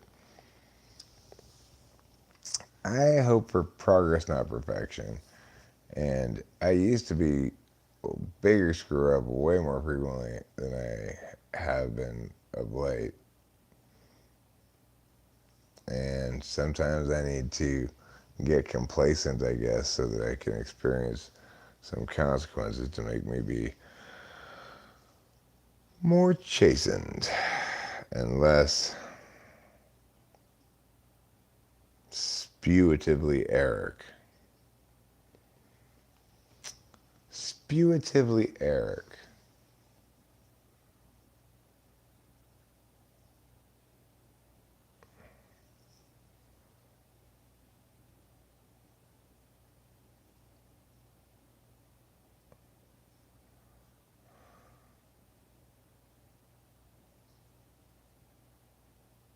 No, I wasn't belligerent in general. I was kind of ranting about stuff, but I was when I walked over to this side of the house, they were outside talking loudly. I thought they were talking about me, and I said some snarky thing in reply, and then I said some other stuff like, I've been meaning to invite you to our wedding, and it's just kind of like, clearly this guy is, something's wrong with this guy. Yeah, no, I didn't drink alcohol. That's the thing. I'm saying I'm comparing it to that kind of experience because that's what it feels like in the aftermath of it. But it did not involve any alcohol.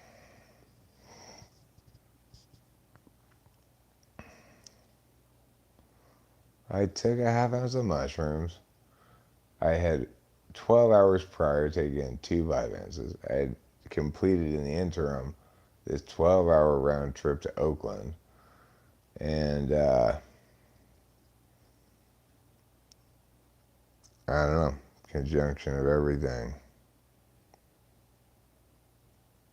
sent me off the rails.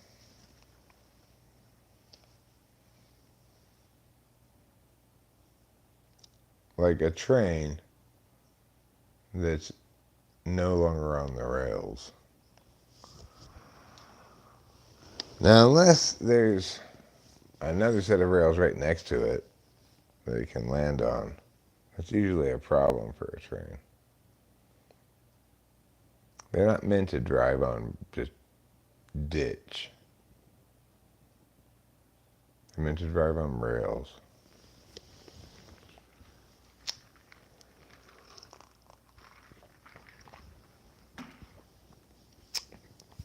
Or snails. Trains can also drive on snails successfully as long as it's level. You can't have an incline of snails because the snails will start rolling down the hill.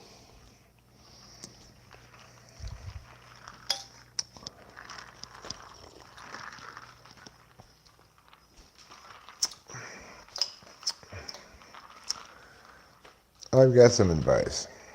Unless you are surviving naked in the wilderness, don't eat snails. Don't let the French fool you. That's not food.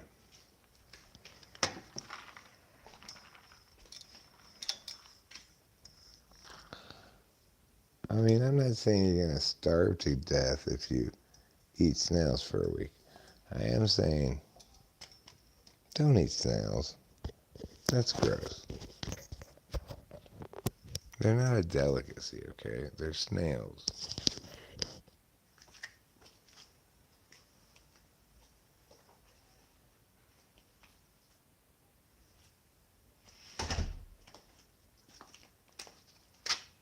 I'll tell you what is a delicacy.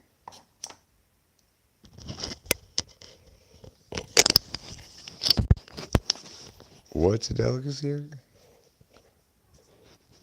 My sweet-tempered conversation. That's a delicacy, okay? That's a delicacy none of us will ever get sick of. I hear something up there. What is it? Could it be Sasquatch?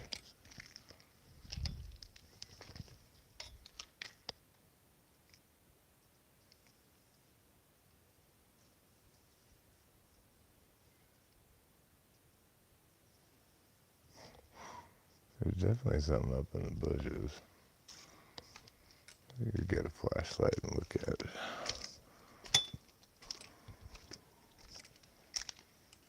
I can't believe our stream is still going. It's 99 degrees yesterday and today. Here, at 4,000 feet in Jersey-Dale. That's hot. That's like LA hot. Granted, both today and yesterday were record high temperatures for these days.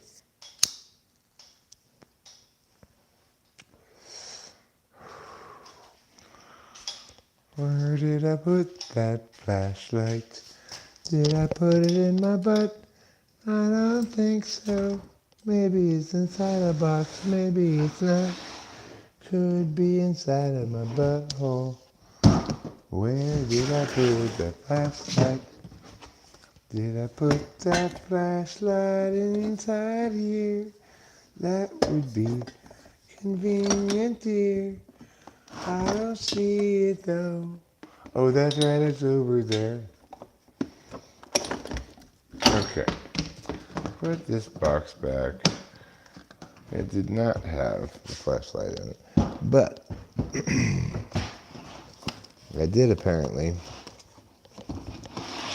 accidentally leave this lighter in there, which is important to retrieve. That is not supposed to be in there. That's supposed to stay with me so they can light things on fire.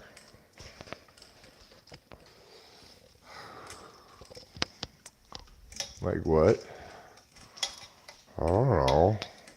Dynamite?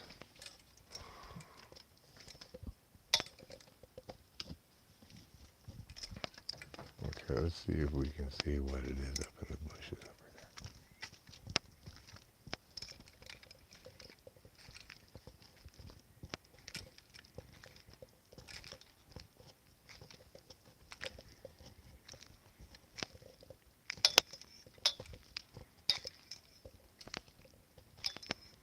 Is it still in the bushes?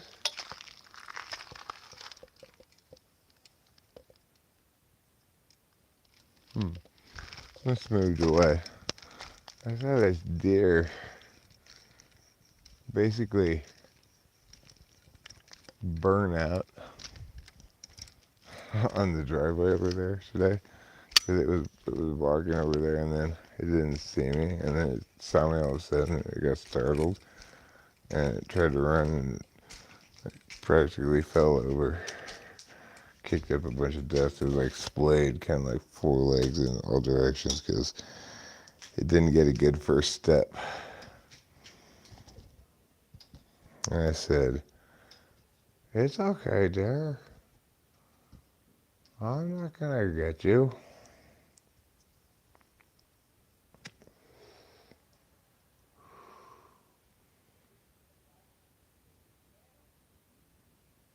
I was telling the truth too. I wasn't gonna get the deer. I wouldn't know what to do with it if I got it. Let's say I lassoed it around its neck. It doesn't want to be my pet.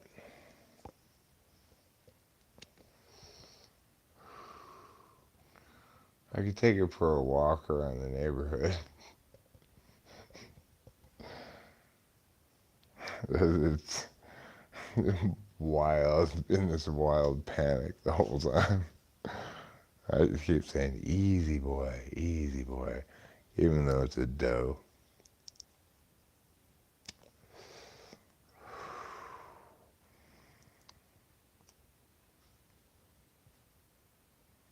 Finally, after much consideration, I conclude that the deer is having a psychotic break and give it some Klonopin.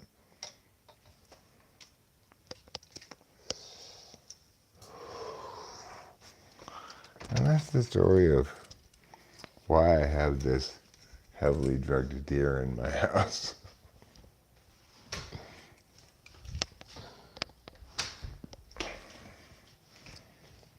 The cats love it.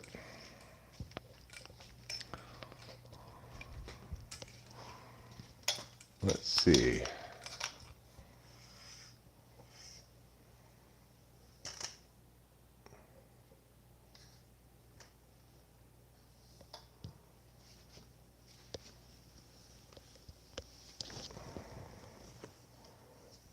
And then he shoves it, shoves it, shoves it, shoves it up their asses one more time.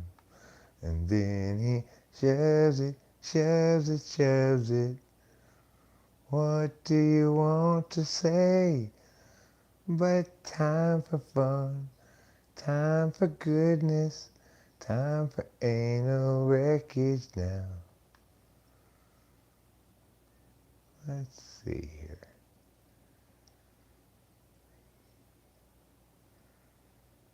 What's being said?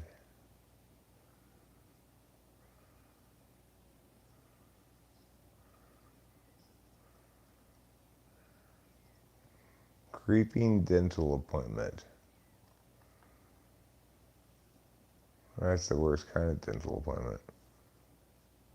They take as long as they can to work on everything.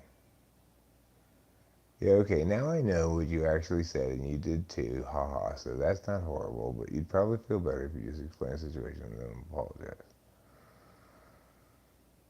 I know, but I'm a coward. I'm very scared to see the neighbors right now.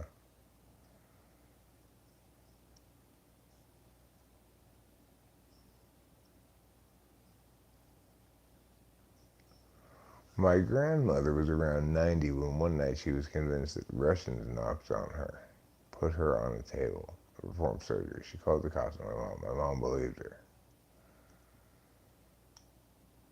They knocked on her? Did she serve both as the resident in the home and as the door?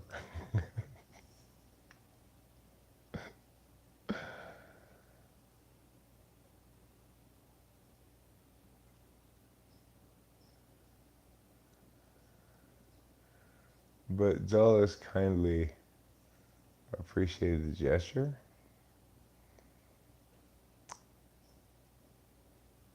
Who mooned Dulles?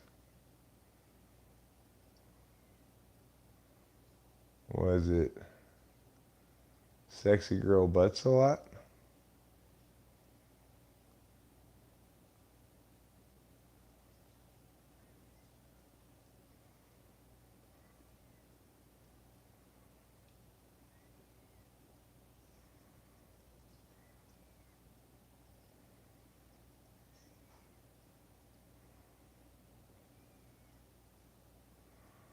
Then there's the guy with the mystery box. Sometimes it's $10,000 in there. Well, where does he get the mystery box from? I mean, does he just put $10,000 in there and go, oh my God, look at this. There's $10,000 in this box.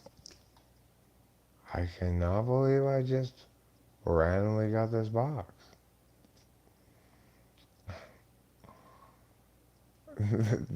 the one thing like that that's not fake, insanely, is that Rachel and I got 5 pounds of weed in the mail. That's crazy, right? Those were some mystery boxes. Those were real mystery boxes. We didn't know why they were in our mail. They had our return address on it, or in Arcadia. And when we opened those mystery boxes, yeah, it's good weed. I mean, the thing is, I currently have 3 of the pounds open in the freezer. And there's one that we like best, and we're going through that one faster. But they're all good. The most flowery one is a very good flowery weed. I don't personally like flowery tasting weeds very much. I tell you what I did watch some of and was into for, I don't know, a week or something, was the guy who gets old army rations, sometimes as old as like World War II is common enough, but he got some Civil War rations even one time, I think. And then he opens them and he eats them.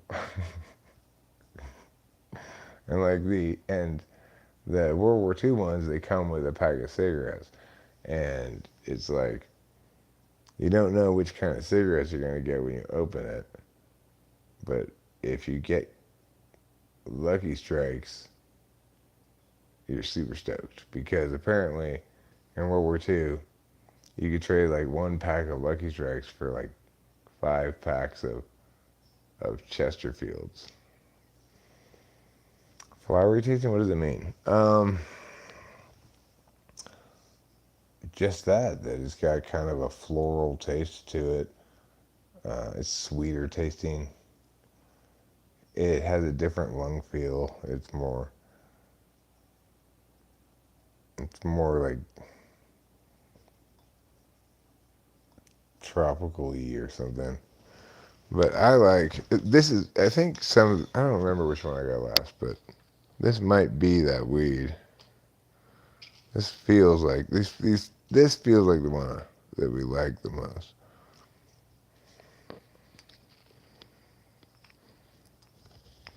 But we still have 2 more pounds. And the interesting thing is the 3 pounds we opened, each of them is a different kind of weed.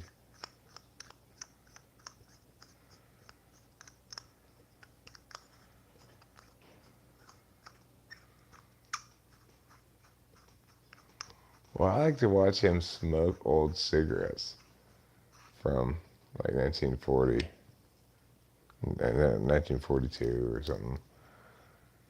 And it's like, wow, that cigarette, at least what he's saying is that it's fine. It's not even stale. Like, that's pretty impressive. All right, have a good time at the dentist. Tell him, hey, if you got to put me under, don't molest me while I'm asleep in the chair.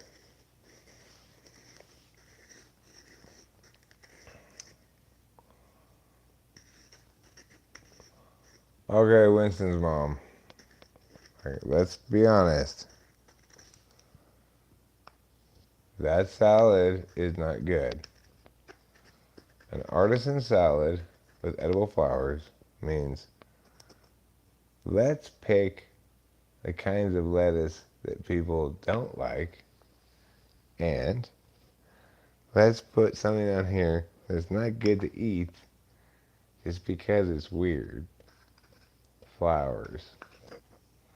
That's not a good salad. Good salad is romaine hearts with blue cheese dressing. Some croutons would be nice. You don't need to complicate it up with radishes and freaking radicchio, bok choy, and slices of carrot. You don't need all that stuff. I tell you what you definitely don't need in any salad. No salad should ever have this, okay? Little round tomatoes. Cherry tomatoes. Nobody wants to eat cherry tomatoes on their salad. Okay, I'm not going to disagree with you about the beets, Winston's mom, provided the beets are done properly. Beets are pretty great sometimes on a salad. Sometimes yes, sometimes no. still, you're starting to play jazz already, and it's not advisable when you're making a salad. The primary ingredients of any salad must always be lettuce, croutons, and dressing.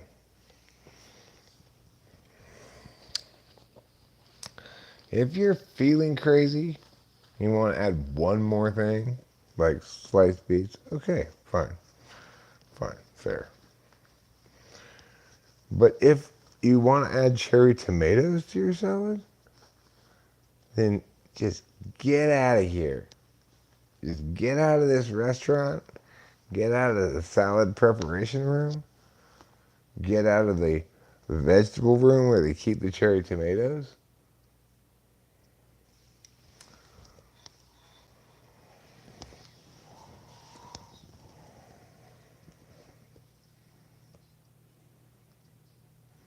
But look, note the complete absence of people defending cherry tomatoes. Nobody wants cherry tomatoes on their salad. Nobody. Not even Cherry Tomato, the guy who invented the cherry tomato and named it after himself.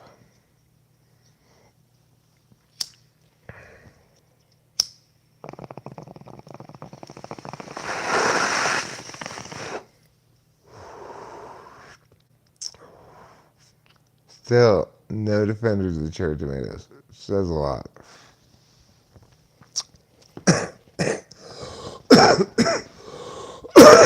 Other things that no restaurant should ever serve under any conditions. Number one, zucchini. Zucchini is not good, and nobody should ever eat it. Number two,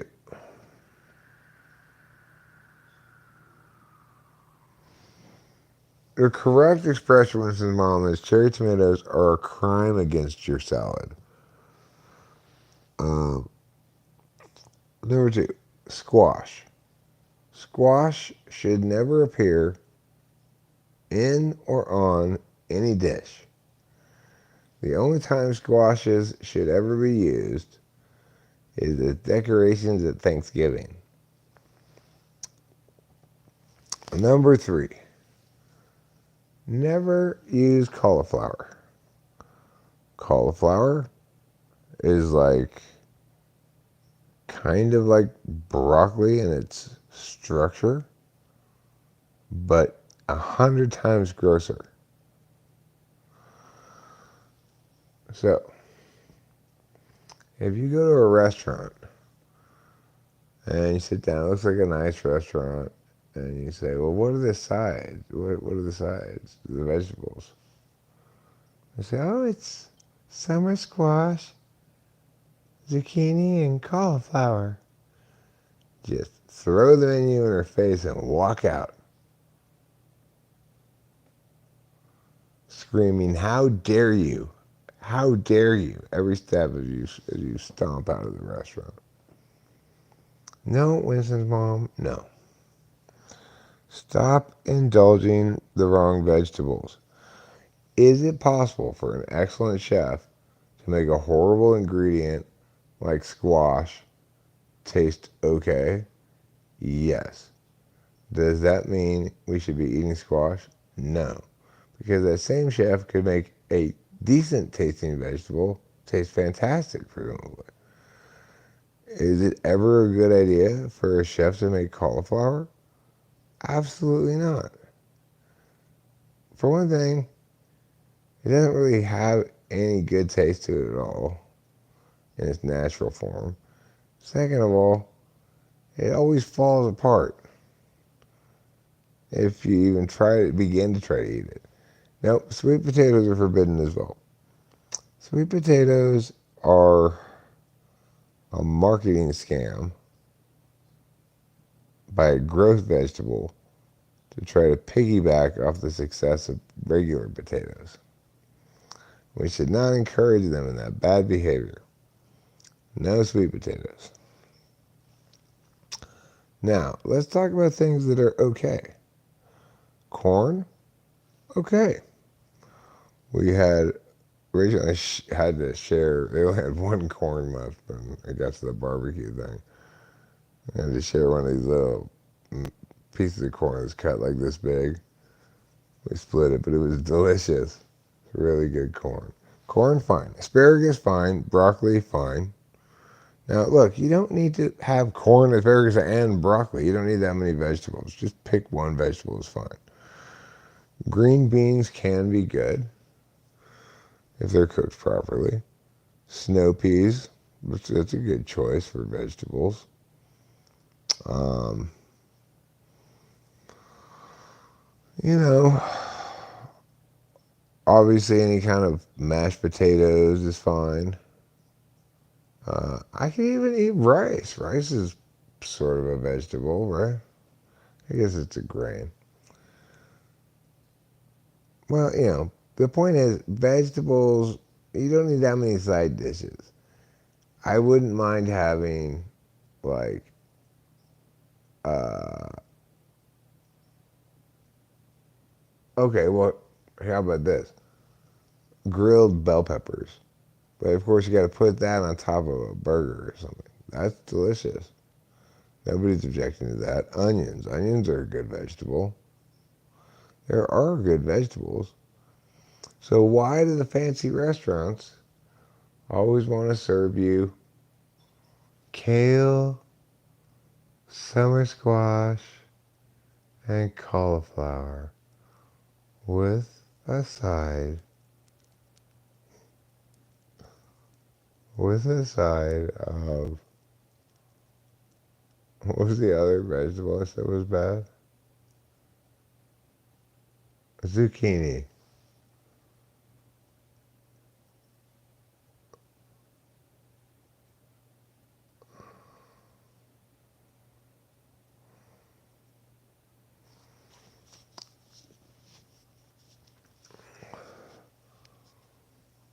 Now, here's the facts though about vegetable related truths. It used to be true for me, and I was very certain about it. The worst of all among all the vegetable criminals, just gross vegetation taking up place on your plate for no reason because there's no way you're going to eat it, was Brussels sprouts. But I have changed my opinion about Brussels sprouts. And I've accepted that when prepared properly, they can be very good, even fantastic.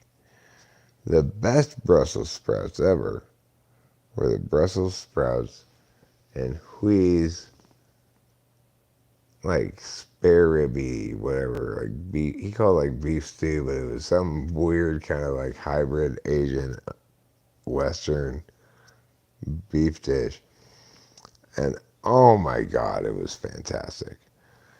And also, it had Brussels sprouts on top of it. And this is when I really changed my mind about Brussels sprouts.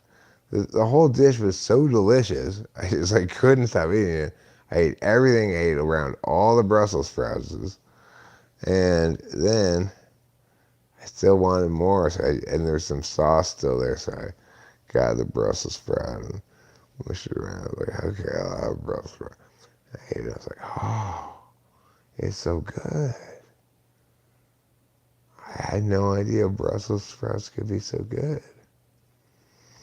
So now I actually like Brussels sprouts.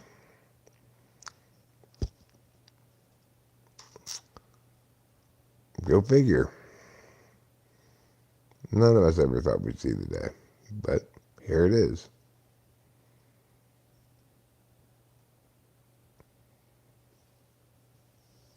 Other tolerable vegetables. Well, eggplant is not acceptable. No eggplants allowed. You might as well just call that squash. Um,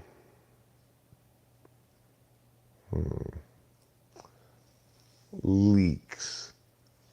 I don't want leeks. Leeks are dumb. So send this back to the kitchen and tell the chef, don't you try to get away with putting leeks on my plate. Leeks are dumb. I don't want any bok choy. Nobody does.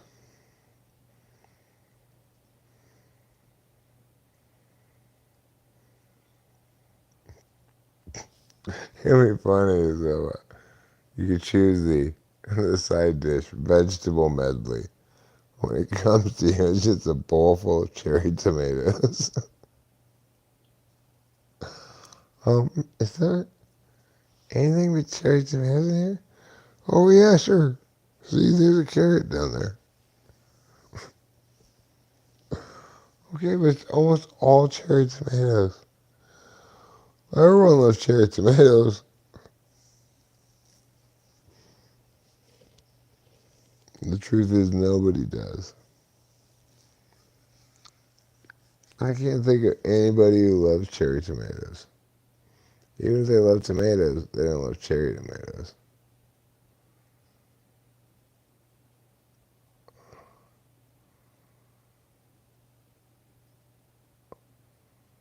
Oh yeah, I would like to encourage you all to like my video by pushing on the thumb. Because hey,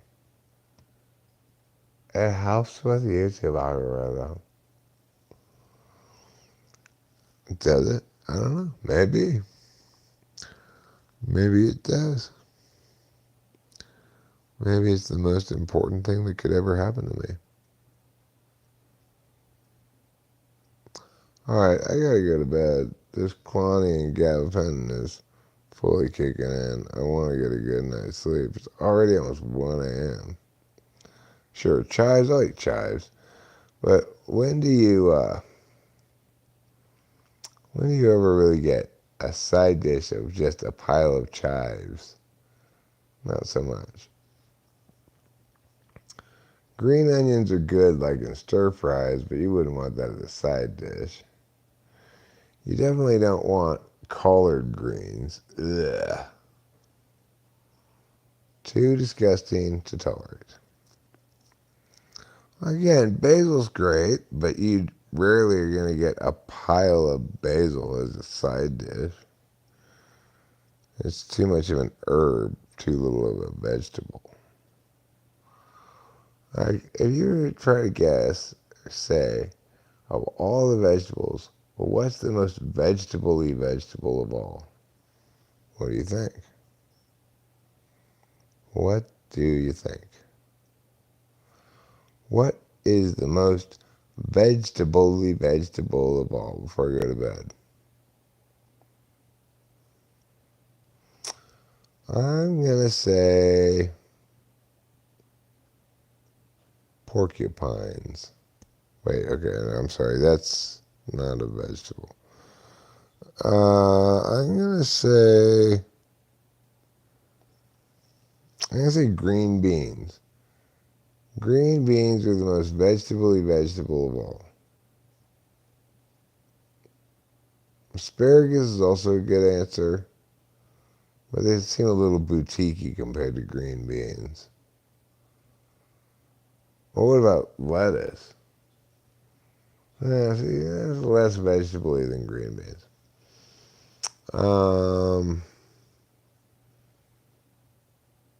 Of course, I'd say Brussels sprouts are also extremely vegetable-y.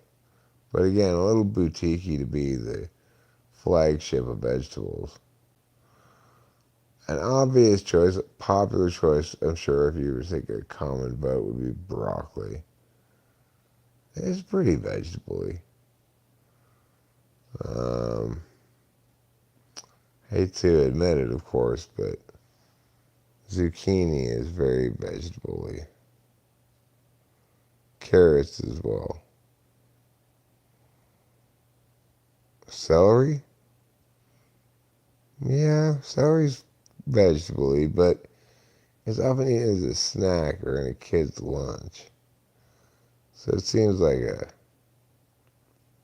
low-class vegetable.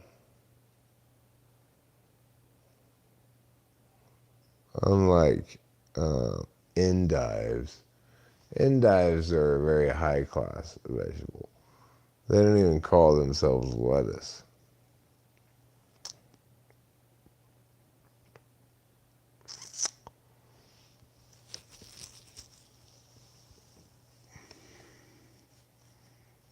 Yeah,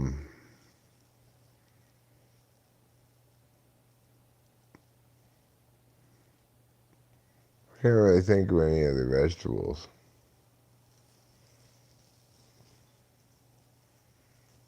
Pumpkins are pumpkins. I think I've seen that vegetable-y.